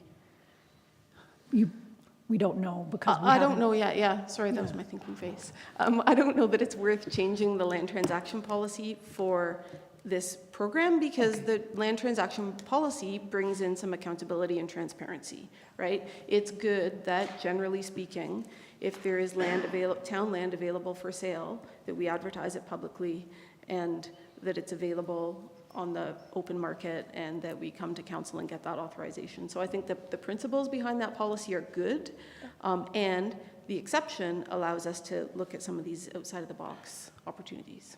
So presumably, though, when evaluating a pilot project, there might be steps that don't need to be taken in certain circumstances, and thereby reducing the amount of work where it's already agreed that certain situations are an exception.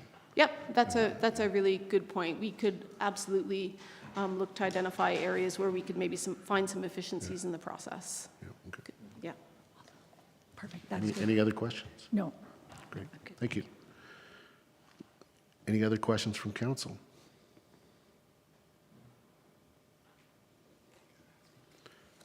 Councillor Ma. Thank you, Worship. Thank you for your presentation, Ms. Smithers. I think there's a lot of great ideas here because it's minimal impact for the town and that we can use it as a learning opportunity.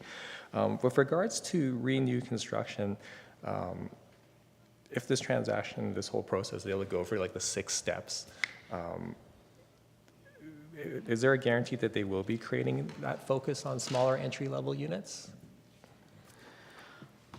So the town, we didn't have terms in the agreement specific Right. to what their development permit is going to come in with, and we've really taken steps to try to keep the transactional, kind of more civil piece separate from the regulatory piece, which is why you see them in two reports today, right? Okay. In discussions with Renew Construction, they've indicated that their intent is to build more entry-level housing type product with their development permit. We wouldn't write a condition in the sale to obligate them to do that, though, because we're wearing two hats and we're very aware of that. Okay. Thank you. I just wanted to check in on where that was. The main benefit that we can count on if this sort of thing goes forward would be the funding received through a sale of the lands. Okay, great. Thank you for that. Any other questions from council? I don't see any, so thank you very much. Thank you.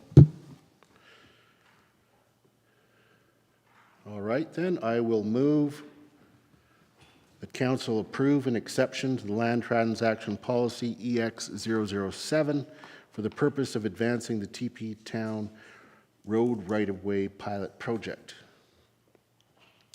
I will speak in favor of this motion. I appreciate the creativity involved in looking at situations where this will not have an adverse impact on the road right-of-way that we need and can be a source of funding for non-market homes. Would anybody else like to speak to the motion? Councillor McCallum. Thank you, Your Worship. I'll be speaking in favor of this. I think this is a very creative way of dealing with some of our parcels that really don't benefit the town and could benefit a landowner in terms of their development.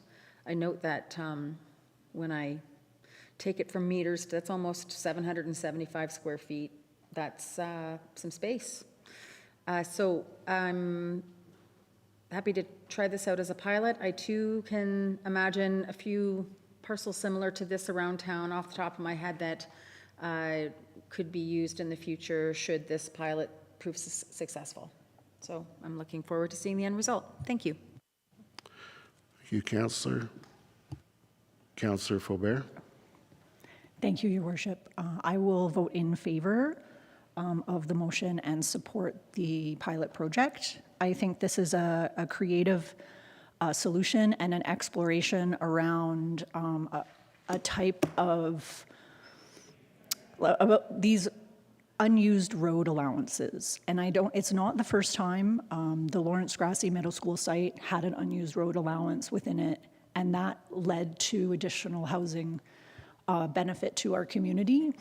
And I think that continuing to pursue that area as a solution where we can partner with potential redevelopment adjacent to these unused road allowances is a really,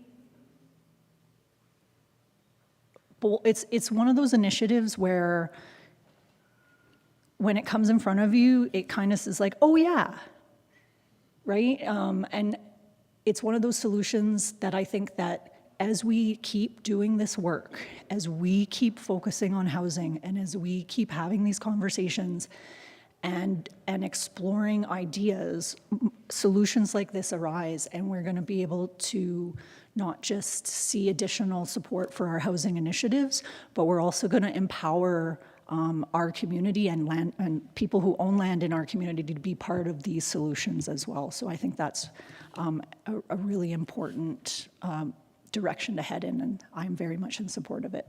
Thank you. Thank you, Councillor. Anyone else wishing to speak to the motion?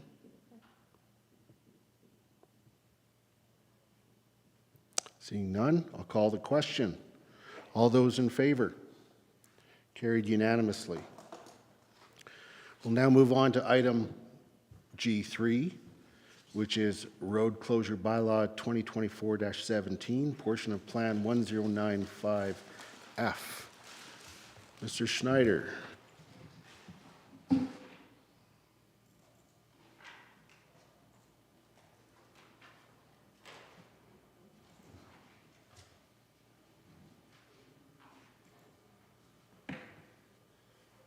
I'm going to be extremely brief because Ms. Smithers gave a really good explanation on how road closure bylaws work, and I know that council has also had experience in dealing with them.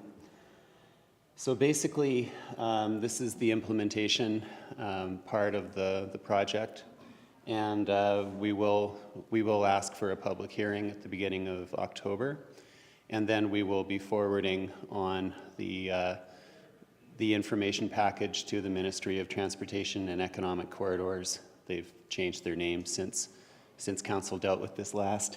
And then once the minister has signed the approval to close the road, then it comes back for second and third reading. So today we're asking for, this is the road. It's about 250 square meters. So we're asking for first reading and a public hearing to be scheduled for October 2nd, and we'll be notifying people, and it'll be going into the paper forthwith. Thank you. Thanks, Mr. Schneider. Looking to council to see if there are questions. I should note that we did have a discussion at agenda review around the process of following the public hearing and then going to the minister, because you need to have the public hearing before going to the minister. Of course, if based on what we hear, the council was no longer wishing to support it, we are going to make sure that we put in a motion following the public hearing to actually move ahead and send this to the minister. So there will be that. Otherwise, it makes the public hearing not have any impact until perhaps going to the minister and coming back, and then why waste the minister's time if we weren't willing to support it at a later date? So that's just a little process information. Dr. Cottle, did you have something to add? Yeah, just a good catch by Mr. Robertson. The public hearing is actually October 1st, which is, I believe, what's in the staff report, just not on the slide. So just making sure the motion is the right date. Great, thank you. If you can just leave the, I'll turn it off. There Sorry. you go. Yeah, there you go. Any other questions? Seeing none, thank you very much, Mr. Schneider.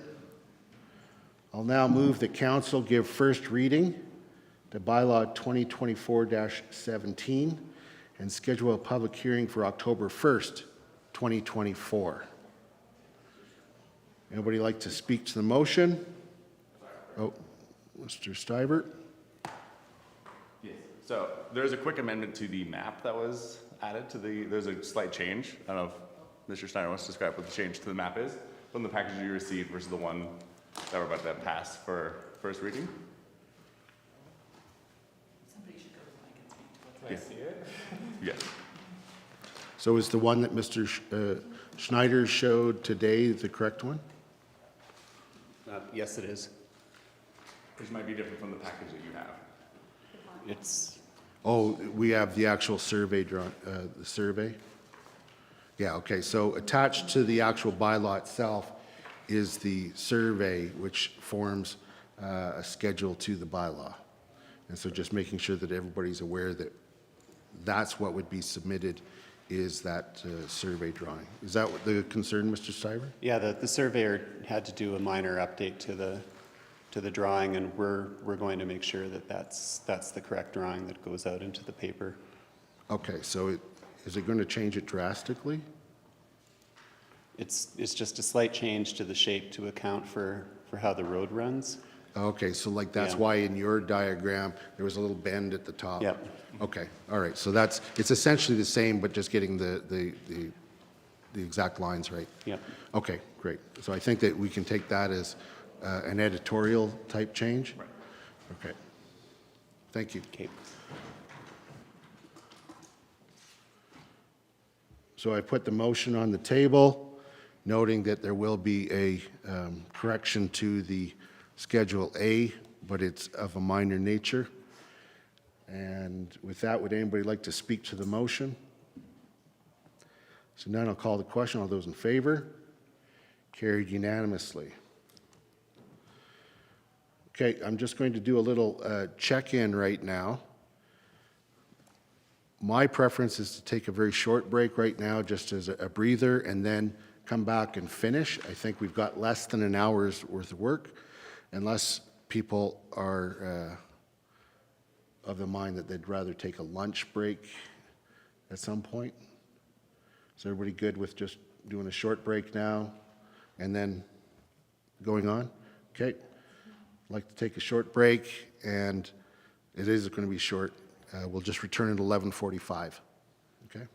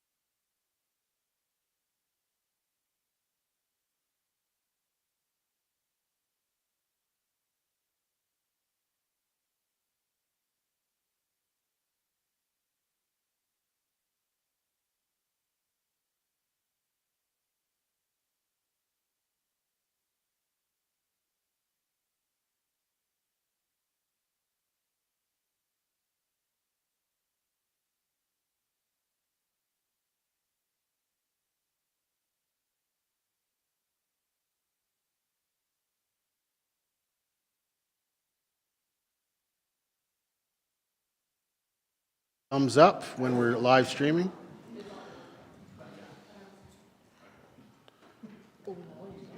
Okay, we're back. We're now moving on with item H2, collection vehicle budget increase.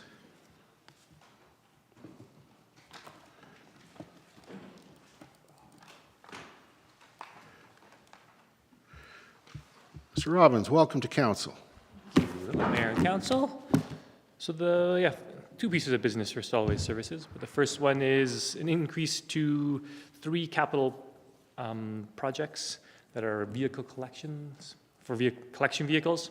We have 3 projects from 2021 and 2022 that we weren't able to purchase until late last year, not even purchase, order until late last year, getting delivery for end of this year.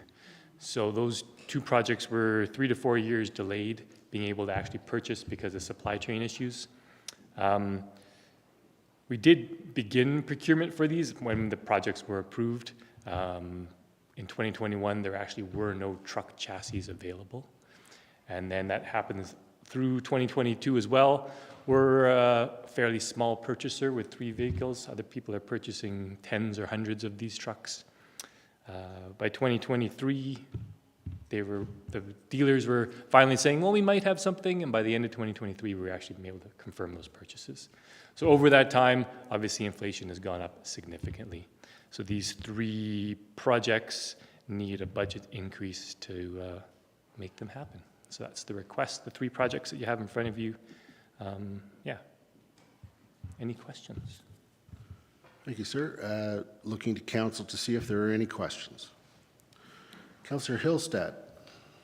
Thank you for the report. I'm just curious if, since we are a small purchaser, have we ever looked at trying to jump on with somebody else's order and say, hey, can you throw in 3 more and we, that's what I mean. So is there that option? Do we have any other municipalities that we can work with? Our trucks are very specialized because of our waste collection system. So the only person would be Banff, and that would increase our purchase by 1 or 2 trucks. Yeah. And fair enough. Again, it'd be difficult, but good thought. And while we do it with buses, it also has resulted in the bus fleet being 6 different brands and 12 different models, which adds a complication in servicing. So, yeah. Councillor Ma. Thank you, Your Worship. Thanks for the presentation, Simon. Quick question, just out of curiosity, what happens to the old vehicles? They're sent to auction. Oh, okay. So I pity the person who buys them. They're well used, especially these ones that are 3 or 4 years old. Okay, all right. Or beyond their lifespan. Okay, thank you. Any other questions? Seeing none, thank you very much. So I will make 3 different motions then, or 3 separate motions, I mean. So first I'll move that council approve a revised budget for capital project 3-ton collection vehicle replacement. That's cap 7197 from $300,000 to $320,000 with the additional $20,000 funded by $16,000 from Solid Waste Collections Reserve and $4,000 from the Solid Waste Recycling Reserve. I will be supporting this motion. Time and delays are being experienced right across the board, and it's certainly understandable that these vehicles are now higher in price than priced a few years back. Would anybody else like to speak to the motion? Seeing none, I'll call the question. All those in favor? Carried unanimously. Councillor Graham? We used to get these motions up on the screen, and I wonder if people at home are able to view those. Is that? Dr. Cottle? So the only time there'd be a motion on the screen is if it was part of a PowerPoint. You have it in your agenda package. Yeah, we do. Because Mr. Robbins didn't have a PowerPoint. So they're not always on the screen. Usually what's on the screen is if there's amendments. Yeah. And that's also why I read them completely. Yeah. Thank you. Okay. I'll now move that council approve a revised budget for capital project 3-ton collection vehicle replacement cap 7253 from $300,000 to $355,000, with the additional $55,000 funded by $27,500 from the solid waste collection reserve and $27,500 from the solid waste recycling reserve. Speaking in support of that motion, I am also comforted by the fact that our reserves are in good shape and we're still on track even with the use of these funds. Would anybody else like to speak to the motion? Seeing none, I'll call the question. All those in favor? Carried unanimously. And now I'll move that council approve a revised budget for capital project 1-ton collection vehicle replacement cap 7254 from $250,000 to $280,000, with the additional $30,000 funded by $12,000 from solid waste collection reserve and $18,000 from the solid waste recycling reserve. Would anybody like to speak to that motion? Seeing none, I'll call the question. All those in favor? Carried unanimously. Okay, thank you very much. We will now move to item H3, waste long haul contract. Mr. Robbins, back. Excellent. Welcome back. This time I have a presentation.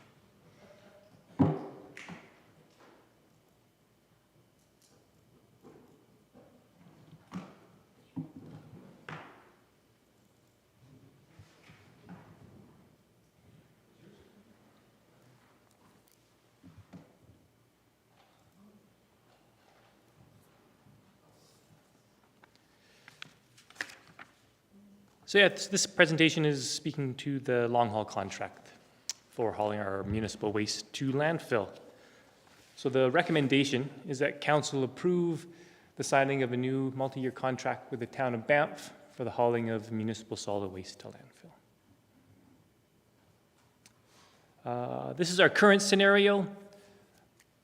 We're hauling our garbage to the Camrose Regional Landfill. So the history behind this is, I think we began hauling there because of cost. So we had a regional agreement brokered through the Waste Management Commission, and then we moved to an agreement with the town of Banff to do that same thing in 2016. So we hauled the Camrose 750 kilometers round trip, no landfill gas capture, and it was purely because of cost. So hauling it this distance was way cheaper than hauling it to Calgary at the time. And then we moved to Banff. In 2023, they needed to look at our compensation model for that due to inflation. And so we renegotiated that contract last year as well. At that time, we wanted to double check, do our due diligence to make sure their costs were competitive. During that process, we found that the cost to haul to Camrose through a private contractor was actually quite a lot higher than the town of Banff. But through that process, I did ask the haulers giving the quotes, I did ask them to give us a quote for hauling to Calgary, just to see, what the option was. And they both came back with prices that were similar to what we were paying for our waste to go to Camrose. And so this is the first time that cost equilibrium has sort of hit the sweet spot. We have looked at this in the past because we have always thought that's a long way for our garbage to go. But Calgary's tipping rates were such higher that we weren't able to do it at the time. But so we saw that it was reasonable and cost-effective to haul to Calgary, and shared this information with Banff. They have obviously looked at it in the past and decided it wasn't possible, but with lots of convincing, they decided to look at it again, and they were able to work through their numbers and see that it was a cost benefit to do a shorter haul to Banff or to Calgary, even though the hauling cost, the tipping rates are a little bit higher. But the big benefit of it is, so one benefit, it's only a 200-kilometer round trip, but they have landfill gas capture. And so landfills produce methane gas, all the stuff that's rotting inside them. And methane gas is 25% worse than CO2 as a greenhouse gas. And so we're able to, if we go back, I guess, so one slide, so the,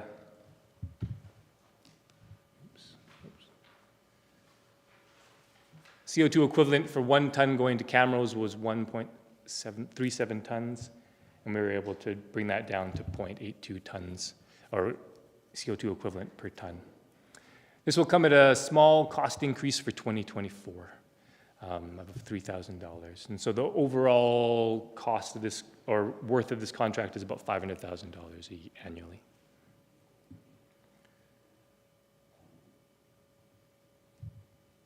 So what this allows us to have is a 60% reduction in our greenhouse gases for our landfill waste.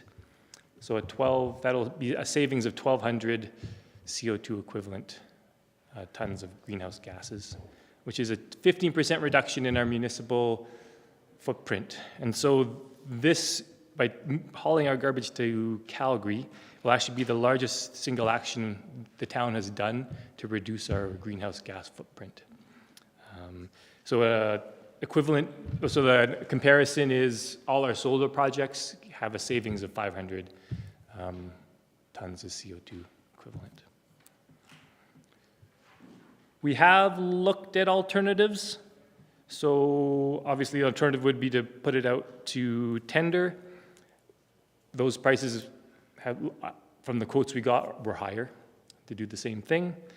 And then also, Town of Banff has provided us incredible service over the since 2016. They've been a really good partner and done a really good job. And so we were happy to work with them, and they're a known, and they do a good job for us.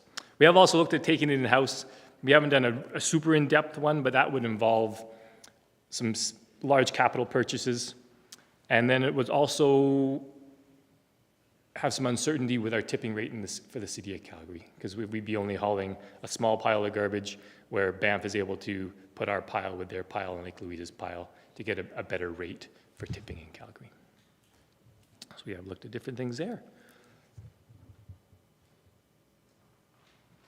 So our recommendation is that we're asking council to approve signing of the new agreement. Are there any questions? Thank you, Mr. Robbins. Thank you, Mr. Robbins. Councillor Faubert. Thank you, Mayor Kresser. Thank you, Mr. Robbins, for your presentation and for taking some time to answer my questions before the meeting. With the process, reaching out to other waste haul contractors for quotes, would that be the same type of process as an RFP or a tender, or would that an RFP or a tender be more intensive of a process? Yeah, this was a fairly informal process. And so a tender or RFP would be a formal process where we would post it. This was just to ensure that we were getting competitive rates within the contract that we already had. Now, does an RFP or a tender process also, as a way, do they not also, as processes, encourage competitive rates? I guess they can. Yeah, definitely. Okay. And then how this is a renewal, not a new contract? It's a renegotiation. Renegotiation. How many more years then does this contract? The current one we're in, or the new one? The new one. The new one. The new one will take us to 2026, the end of 2026. And then the new contract has the ability to be extended twice for 1 year. Does that make sense? And then what would trigger, instead of renewing for those 2 years, what would trigger going back to a RFP or a tender process? What would trigger is if we could think we could get a better price or better service than the town of Banff. Okay. Awesome. And then the total budget amount that this contract is in the operating budget is how much? Roughly $500,000 a year. Depends on how much garbage we produce. Yeah. And then I asked, and then in the second and the third year, what are the cost implications? Yep, in the third year, so under our current contract, it ends in 2025, so next year. So we don't actually have a comparison for 2026, but if we just increased it by inflation, it would be like a $2 increase per ton. But with this renegotiated contract, that those years would go down? It would go down, yeah. Would go down. And then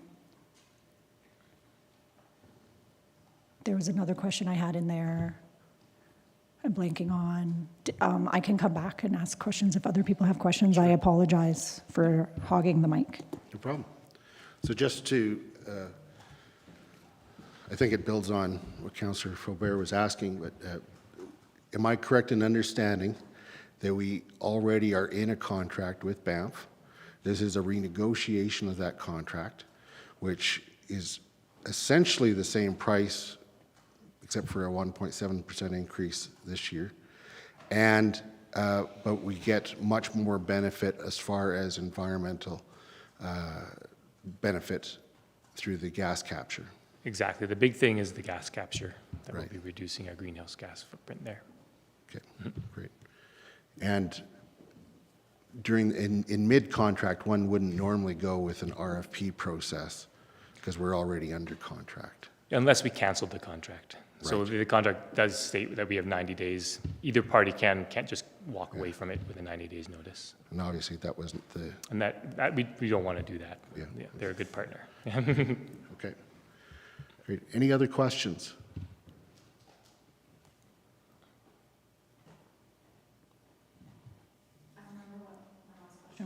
Excellent. Go for it. Were there other changes in the contract other than the cost and the location of where we are tipping? Yeah, there were two small changes. One is there's an additional handling fee, which does make sense that when one of our transstores dumps in their trailer, sometimes they're quite full, and if they're having to spend extra time on site, there is a fee for that. Okay. And then for working on statutory holidays, there'd be an additional fee for that. Okay, thank you. Good questions. Any other questions? Okay, well, thank you very much, Mr. Robbins.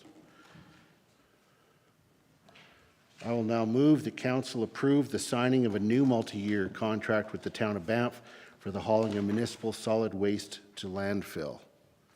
I think that, as I just had confirmed, this looks to me to be an improvement with very little extra cost. And not only a little improvement, a massive environmental benefit. And so I appreciate administration continuing to talk with our colleagues in Banff about reevaluating the destination for our landfill, and I think it's going to bode well for all concerned. So I will certainly support this motion. Councillor Faubert. Thank you, Your Worship. I will be voting in favor of the motion, and I do support the new multi-year contract with the town of Banff for hauling our municipal solid waste. And I'm really appreciative of the additional information that administration provided.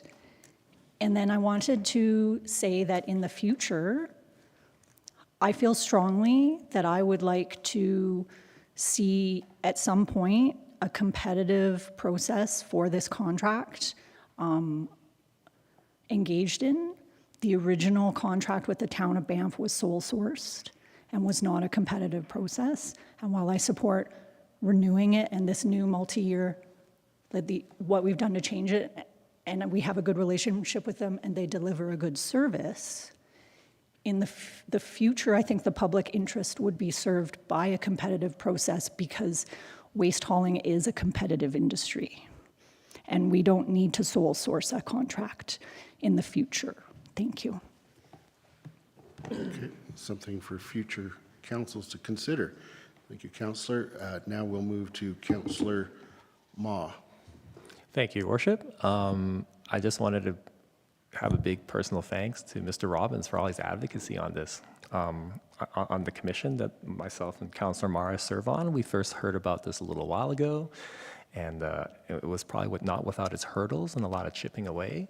And for Mr. Robbins to push this forward to get to a state where we have a 15% reduction in our municipal footprint, 1,200 tons of GHGs, that's a big move. And so thank you for pushing that. Great job. Thank you, Councillor. Would anybody else like to speak to the motion? Seeing none, I'll call the question. All those in favor? Carried unanimously. Okay, we'll move to item H4, FRIAA grant application, Community Fireguard Phase 2 construction. Ms. Miller, welcome to council. The microphone is yours whenever you're ready.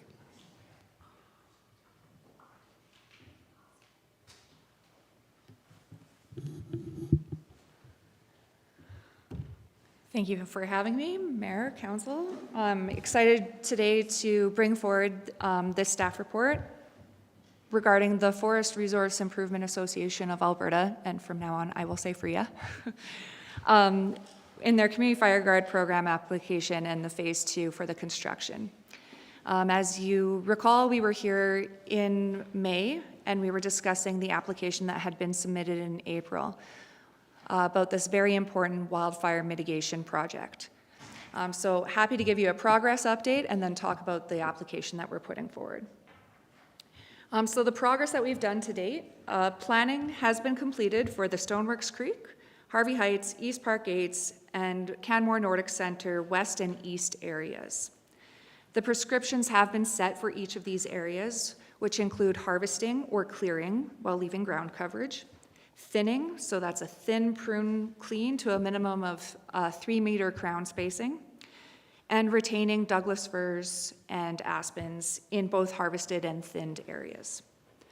We're currently in the process of obtaining permits. There's a lot of permits that need to be required with both the province, with agreements with different property owners, with our own engineering department. We have a wildlife avian study that was just concluded last week to make sure that we understand what types of species are in the area and if there's any cavity nesting types of species. We've continued with our intergovernmental collaboration, so just as a reminder, while the town of Canmore is the lead on this project, we are working with the MD of Bighorn and Kananaskis Improvement District as the other municipalities, and with strong support from Alberta Parks and Alberta Forestry, given that the majority of the land that we are doing this project on is provincial land. We've also engaged with a local mill to have the work completed, and this is a very important part of this project, and has been communicated to us by FRIAA that if we had not engaged with a local mill up to this point, or a mill, that we would not be ready for construction in the fall. So very important part of this project, and we were, given that the majority of the land is on provincial land, we are given direction as to which company to use.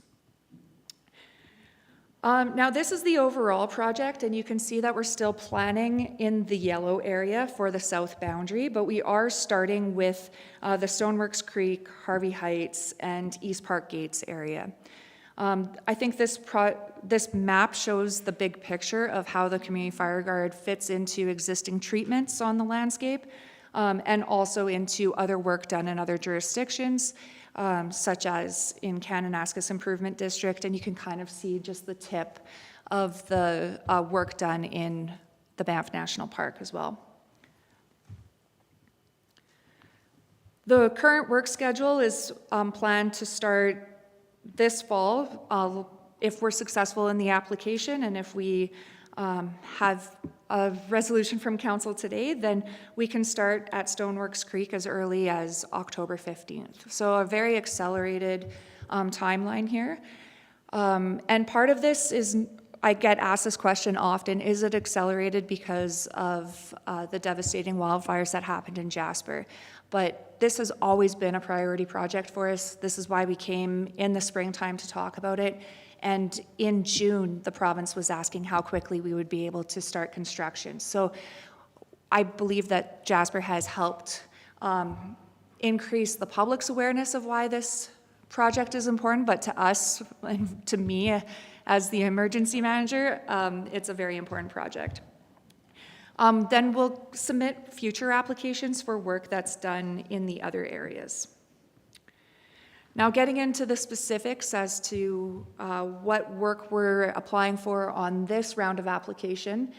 So the Stoneworks Creek piece is a pretty wide piece. The Fireguard, the harvesting area includes areas that are approximately 1 kilometer wide, and then with the additional thinning on top of that, it's about 2 kilometers in length.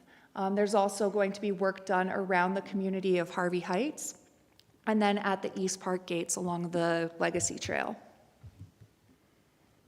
And as you can see here, it does complement the existing treatment very well. We have engaged with interest holders throughout this application. So again, we've been working really closely with the other municipal governments and with the provincial government. We've also invited all Treaty 7 nations to participate in this project. We have launched now a public website where all of the information regarding the Fireguard is located and is updated, so it's the most up-to-date information that we have on the project.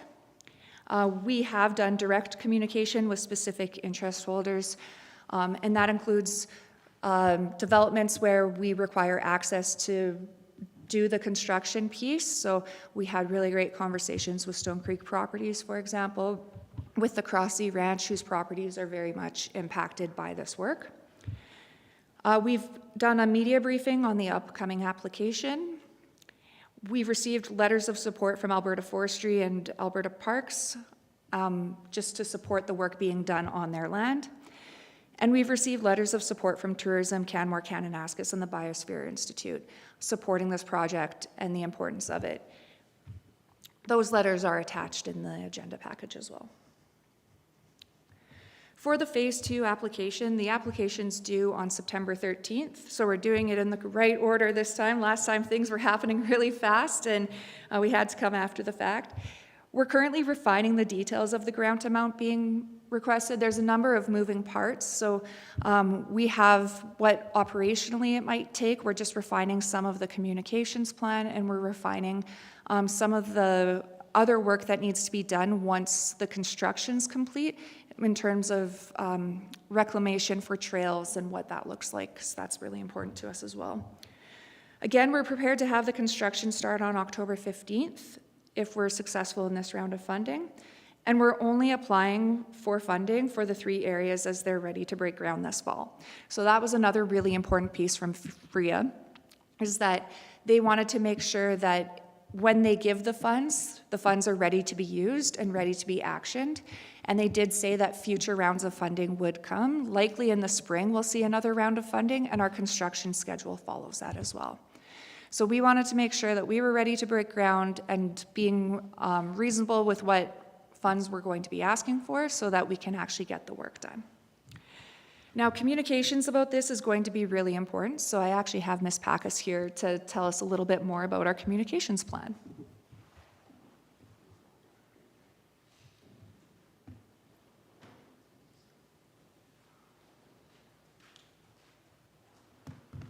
Ms. Packus, welcome to council. Thank you. I feel a little.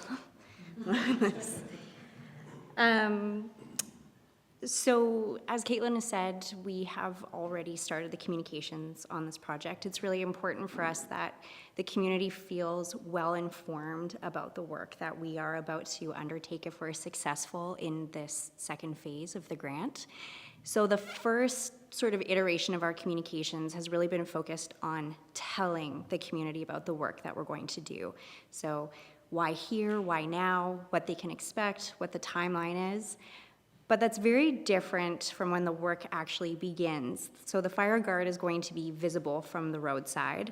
So we're really going to see this, and we're going to see a shift to what we're used to seeing in the area. So people are very used to seeing dense forests, lots of green, and I think our community cares a lot about nature. But what we've grown to become accustomed to is actually not natural. So we need to shift that narrative quite a bit to explain that, over 100 years of wildfire suppression has led to an unnatural landscape.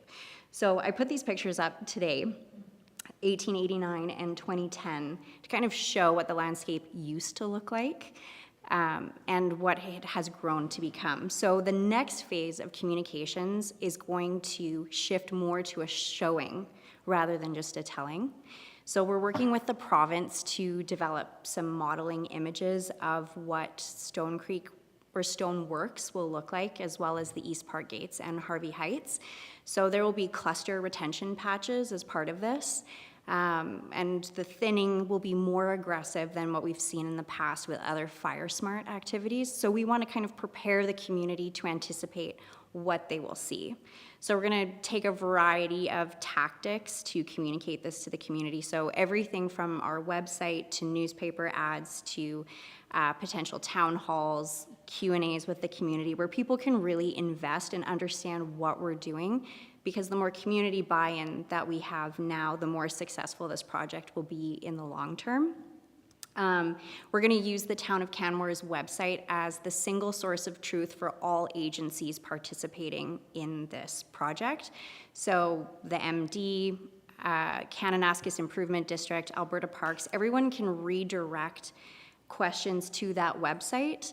And so everyone is using the same information. And then we're going to work with interest holders who've been really supportive of this project. So everyone from CAMBA to Bow Valley Naturalists, we're all going to be sharing the same information with our communities. So niche community groups that we may not necessarily attract with our style of communications will have trusted groups that they can refer to. So we're all on the same page with everything that we're sharing. So that's where we're going to go with this. Thanks, Nikki. So the recommendation that we have in front of you today is that Council approve the submission of a request for proposals in the FRIAA Community Fireguard Program for Phase 2 construction. And I just want to add that the MD of Bighorn in their first council resolution included the construction phase. So they've already provided a resolution, and Kananaskis Improvement District is planning on taking it to their council on September 10th. Great, thank you very much.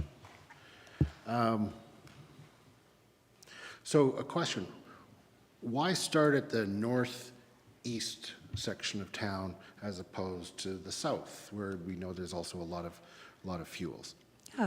South-facing slopes usually become drier. The fuel is more ready to burn. With our wind patterns as well, that's the most likely wildfire scenario that we will have. It's not to say that a wildfire won't start anywhere else, just from a dry match or dry strike or anything else that could start a fire, like folks outside having an unsanctioned fire, etc. But we decided that that made the most sense in terms of priority, because we did have to prioritize it somehow. So we took the most likely wildfire scenario and started our planning based on that. And where the hazard posed the greatest risk because of the conditions that are often found on south-facing slopes. Yeah, that's right. Okay, great. And you didn't speak too much of it in your presentation, but one of the spin-off benefits of this work, beyond protection of our community, has to do with improved habitat areas. Can you speak to that? Yeah, so with the open clearing, it actually provides enhanced habitat for wildlife. So notably bears, but also will provide enhanced habitat for other types of wildlife as well. It might take longer for some of those other species to get into those areas and realize that there's open meadows again, but certainly for large mammals, this is going to be a great improvement. We've spoken a lot with our human-wildlife coexistence lead with the Alberta Parks, and he calls it ankle catchers, what our current forest looks like, because it's hard to get through, it's hard to walk through, so a lot of wildlife is forced outside of those areas. And he has a really great presentation that shows that the bears that they track in parks actually spend more time in those open meadows than in the dense forest. Mm-hmm. So there's a lot of co-benefits here to support our human-wildlife coexistence goals as well. Thank you. Councillor Faubert. Thank you, Mayor Krauser, and thank you for your presentation. Ms. Miller, you bring up a good point around the habitat. And while there may be concerns around clearing, within a year or two, you would consider that to be more of a space with more vegetation because the habitat comes back. It's just not the big trees. Is that correct? Yeah, and a lot of the ground cover is going to remain. So we'll see, in the areas that we've already done FireSmart work, where we've done the thinning, we have seen better crops for berries and whatnot as well. So those have been fairly quick improvements. So this winter and perhaps in the spring until the construction is finished, we'll see a disruption to wildlife, and then after that, we'll see the enhanced wildlife habitat. Now, what about, so I know that places that provide really great habitat for wildlife, sometimes people think that they're also places for them too. Mm-hmm. Is there a human use management plan for these areas once they're cleared? Yeah, great question. The timing of this project fits really nicely with the province's Canmore area trail strategy. So there's opportunity right now to help that project in terms of trails in those areas. Yeah, because we would be at a disadvantage if we did fire clear work, created additional habitat, and then displaced wildlife by human use. Yeah, and I think that's why it's so important to have Alberta Parks at the table for these conversations and to help support the project team. Amazing, thank you. Councillor Graham. Thank you, Your Worship. Thank you for those questions, Councillor Faubert. They were excellent. Ms. Miller, I've got a couple. I grew up in Prince George where we harvested a lot of trees, to say the least. I want to talk about, when we talk about harvesting, what sort of clear cutting are we talking about here? Are we getting up with, fields of stumps? What sort of work will that look like in the end? Well, with the ground cover that we're hoping to maintain, it won't look like a traditional clear-cut area because we're protecting a lot of the area. We're making sure that we're pulling out the right trees. We're retaining Douglas firs and aspen. And that's not to say that we're retaining all Douglas firs and aspen, but certainly the old vets. And we'll see what that looks like in terms of the modeling. It's going to look different. Mm-hmm. And I think people will be surprised at how different it looks, especially as we have the heavy machinery in. And I think it's really important to reiterate that this is a public safety project, not a logging project. So while there's going to be some component of logging and clearing and harvesting as a part of that project, really it's about the public safety piece of it. So hard to say what the actual look will be because it's a little bit different than a traditional logging project. Mm-hmm. So I might have to get back to you with what the modeling looks like afterwards. As Nikki was mentioning, we're doing some of that with the province. It sounds to me like, we're not just going to go level the place. I'm really happy to hear that we're leaving the Douglas firs and the aspens to a certain degree. That'll definitely help, which kind of leads into my next question about soil erosion. Mm-hmm. And, conversations around when you clear cut a slope, especially one as steep as that, around creeks, soil erosions can be an issue. Yeah. What are we doing to look at that mitigation? So we're working really closely with the mill to make sure that there's a good reclamation plan in place and there's a good protection plan in place as well. Also because we're not just leveling it and we have that ground cover that's being retained, then the concerns around erosion do lessen. We have, Stoneworks Creek is another hazard, so I was very concerned about how this would affect debris coming down from Stoneworks Creek during a heavy rainfall, so we did get an engineering review of that area as well. So we are not going right up next to the creeks. It's going to be buffered a little bit, and I don't like to use the word buffer, but there will be a space between the creeks to make sure that they're not impacted. Yeah, I can see in the maps that there's, it's hard to tell how wide that is, but there is definitely consideration for that, certainly. And they have a very detailed plan. They've given us a lot of details as to what they're doing to make sure that they're protecting roads, trails, et cetera, as they're doing the work. Are we looking for, like, what sort of machinery are we looking at up there?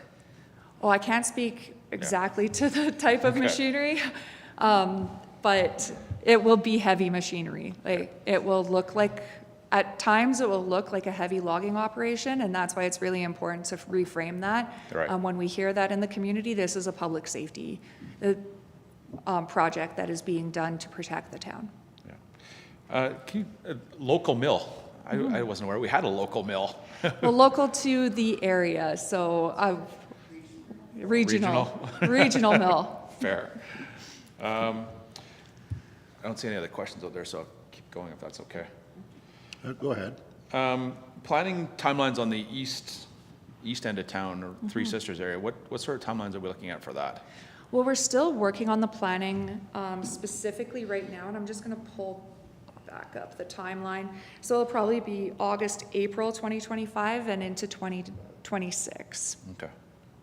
Because we'll have to do that in chunks too, just like we're doing the northwest side. Right.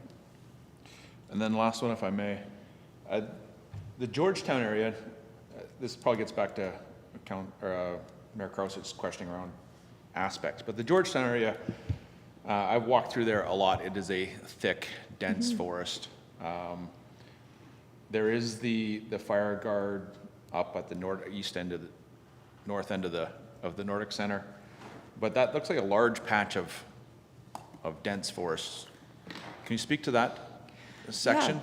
With that being on the south-facing slope, the wood hasn't cured as much as North-facing slope. For It's a south slope on it's north-facing. Right. Yeah. Sorry. Yes, south-facing slope. Or south slope on the south side of town, but I know what you mean. yeah. Yes, the north-facing slope. Sorry, I'm getting all twisted now. That's all but right.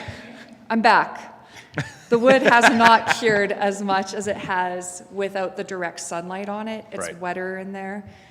So while it is dense and it is still a concern, wasn't prioritized for the first round of work, but is still looking to be done.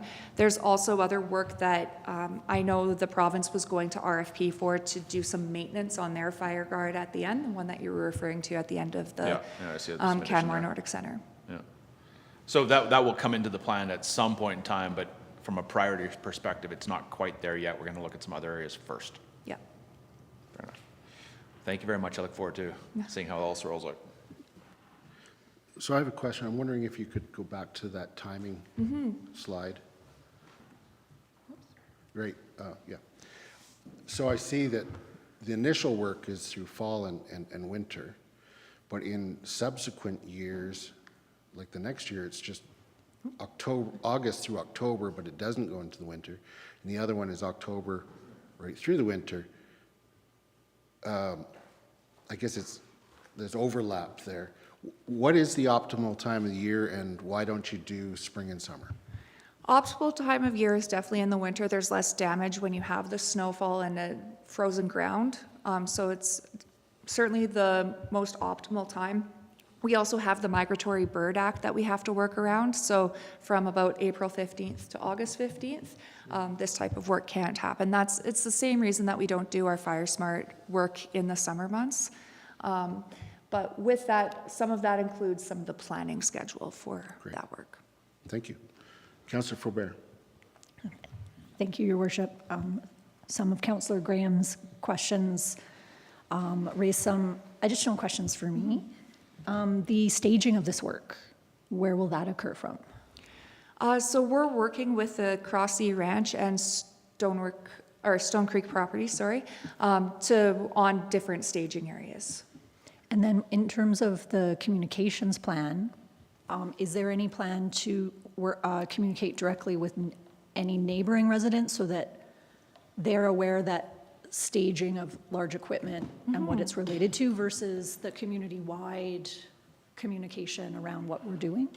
Yeah, in fact, Nikki and Mr. Third connected today about how they could communicate to those residents in that area too, in Silvertip. Nice. And Awesome. of course, some of that communication will also be done by the MD, I Yes. assume, since... Yeah, for the Harvey Heights one specifically, yes. Okay. Great, thank you. Any other questions? Seeing none, thank you very much. I'm going to move that council approve the submission of a request for proposals in the FRIAA Community Fireguard Program for Phase 2 construction.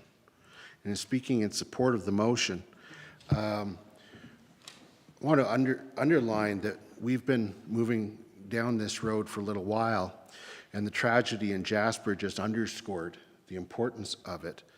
But it's not because of the tragedy in Jasper. Last year, I had some conversations with some fire officials with respect to their concerns. In speaking with council about it, it resulted in an advocacy letter to Minister Lowen, the Minister of Forestry and Parks, late last year. Since then, a fund has been developed, and we applied for that earlier this year to receive for the planning, as we all know. And my understanding is that the support from the province has been very good, well before the tragedy in Jasper, but it just, once I say, underscores the importance of this moving forward. So I do want to give thanks to Minister Lowen and the Ministry of Forestry and Parks for being responsive to what we have been advocating for and in support of this work. And to all of those who are working for the safety of our community, through Canmore Fire and Rescue, through Protective Services, through Alberta Parks, and also the support that has been expressed from organizations such as Biosphere, in their letter of support is included, and TCK. I mean, this is about protection, but it's also about habitat enhancement. That's not the primary reason we're doing it, but it's definitely a spin-off benefit. And really appreciate the neighboring lands and their cooperation with respect to all of these efforts for the protection of our community.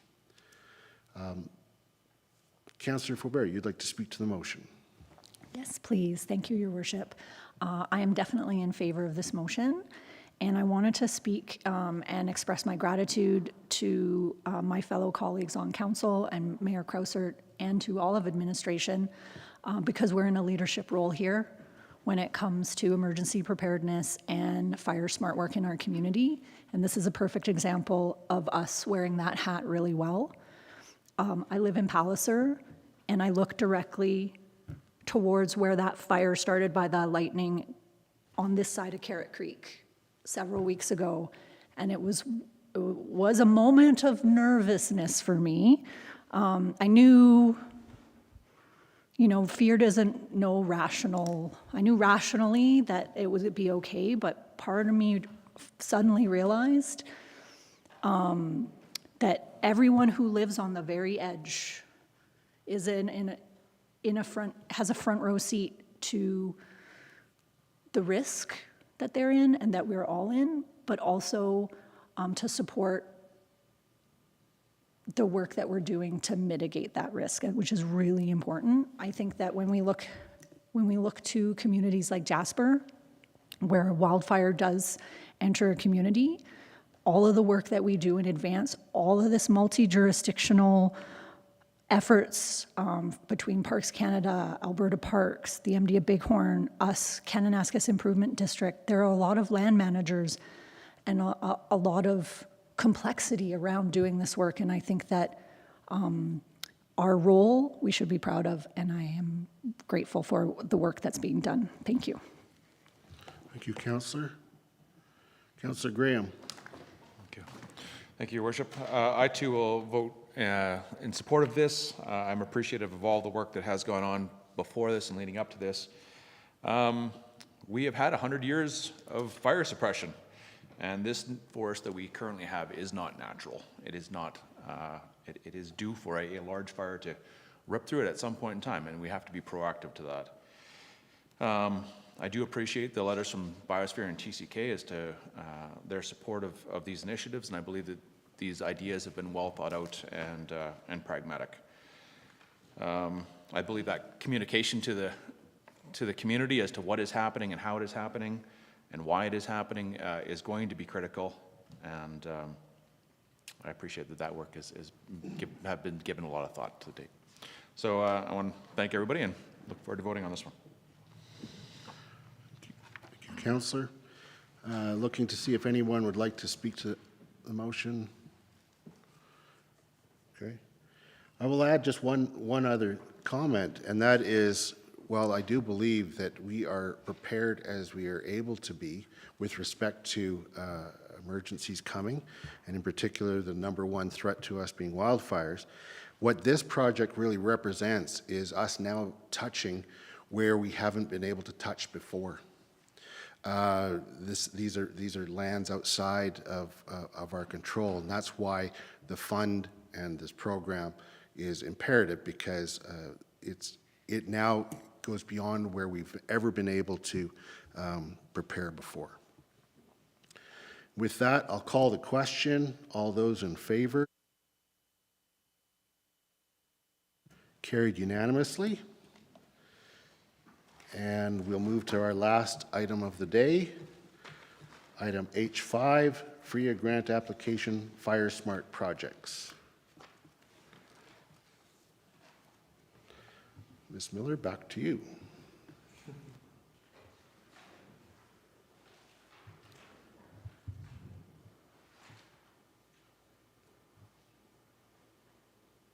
There we go.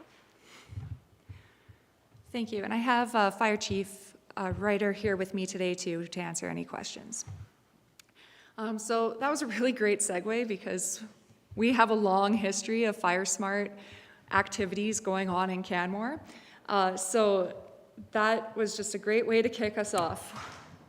We've just talked about this, but wildfire continues to be the top-rated risk in Canmore. We've been applying for and successfully obtaining FRIAA grants to achieve FireSmart outcomes or doing FireSmart activities since 2007, at least 2007. That's as far as my records went back. And Council recently approved the Climate Emergency Action Plan, and there was a number of actions that related to FireSmart in that plan.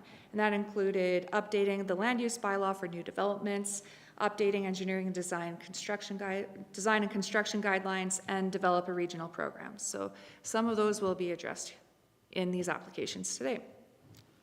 FireSmart put out a call for applications in the summer, or FRIAA, sorry, put out a call for applications for FireSmart work in the summer, and there was 2 different areas. So there's requests for proposals for vegetation and fuel management work, that's the thinning and pruning, and then there was also a non-veg management section that they called it.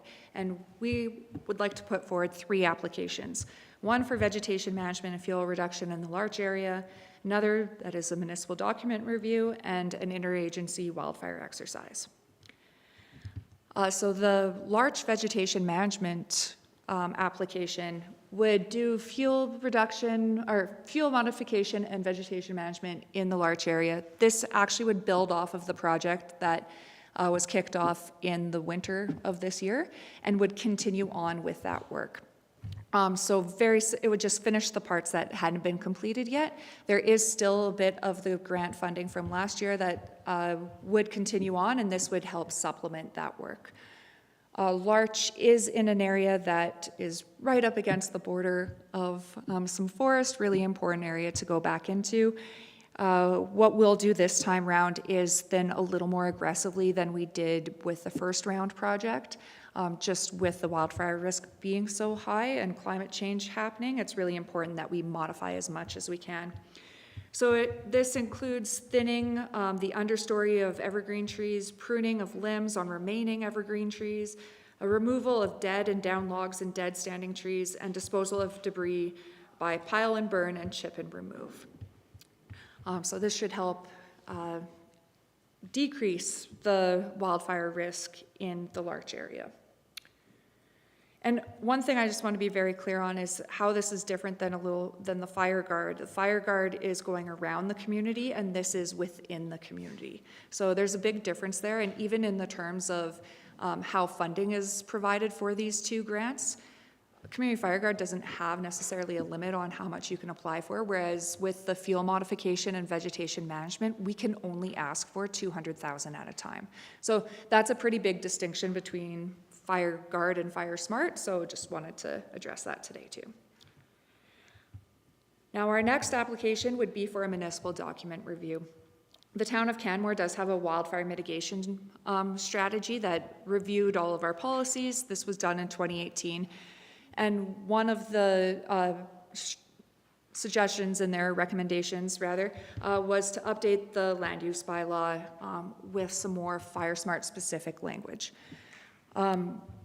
In this project, what we would like to do is have a review of the land use bylaw, municipal development plan, open spaces and trail plan, engineering, design and construction guidelines, and any other relevant documents, which might include like the mountainous terrain guidelines and, well, there's lots that it could include, relevant bylaws as well, and apply a FireSmart lens and provide the town with recommendations on changes that could be made to make these documents have language that would help us become more resilient and be able to mitigate the impacts of wildfire.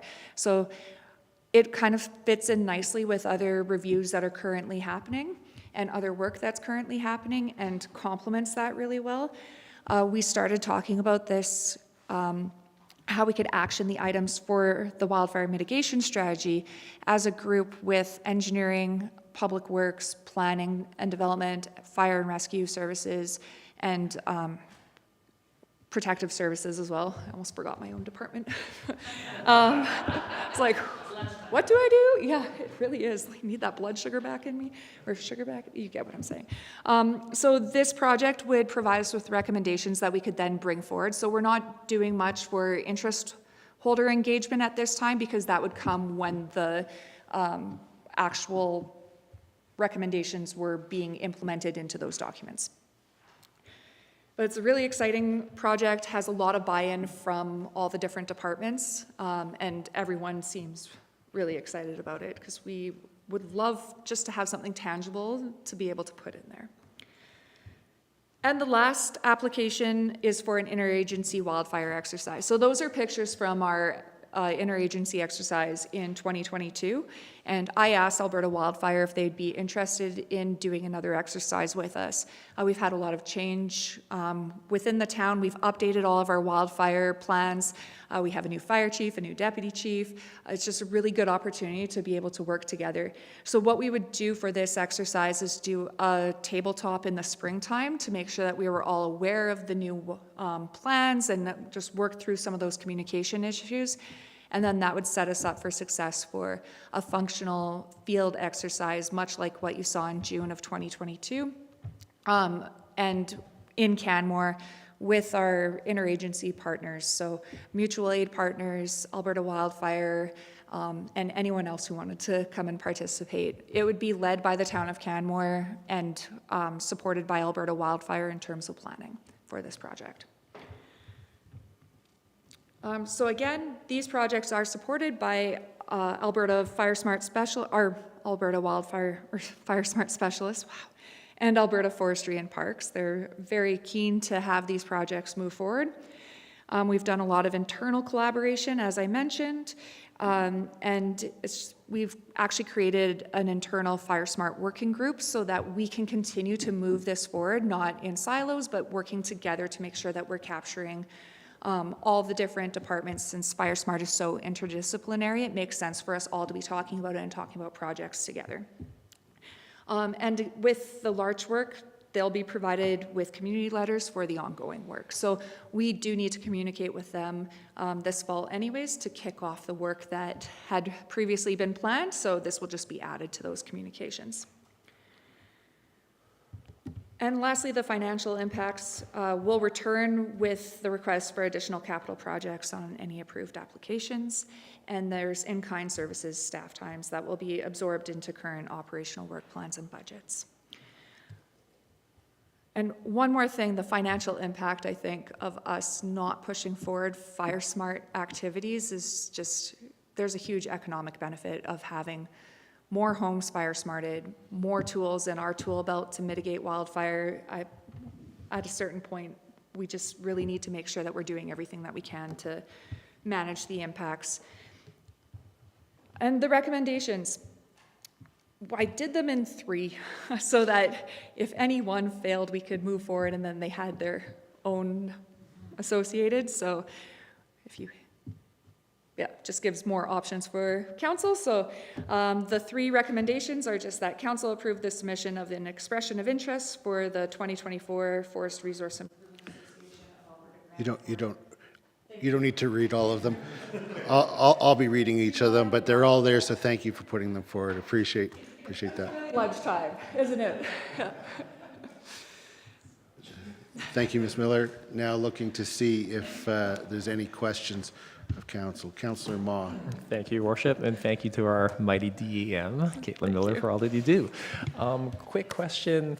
I know the last tabletop exercise we did, we modeled a fire coming from Up Valley, up in Banff. Any early ideas where the new tabletop exercise might model direction of fire from?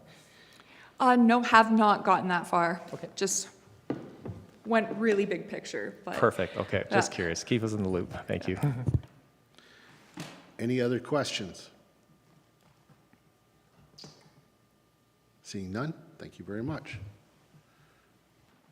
Now I will read the motions. Take the hit, sir. I move that council approve the submission of an expression of interest for the 2024 Forest Resource Improvement Association of Alberta grant for vegetation management / fuel modification project. We've been big supporters of FireSmart in our community, and I'll be supporting this motion and all these motions because we should continue to do this work for the protection of our residents and visitors. Would anybody else like to speak to the motion? Seeing none, I'll call the question. All those in favor? Carried unanimously. And now I'll move that council approve the submission in response to the FireSmart request for proposal for the 2024 Forest Resource Improvement Association of Alberta grant for a municipal document FireSmart review project. Would anybody like to speak to the motion? Seeing none, I'll call the question. All those in favor? Carried unanimously. And now I'll move that council approve the submission in response to the FireSmart request for proposal for the 2024 Forest Resource Improvement Association of Alberta grant for an interagency wildfire exercise. Would anybody like to speak to the motion? Seeing none, I'll call the question. All those in favor? Carried unanimously. And with that, I move that we adjourn. All those in favor? Carried unanimously. Have a good day, everyone.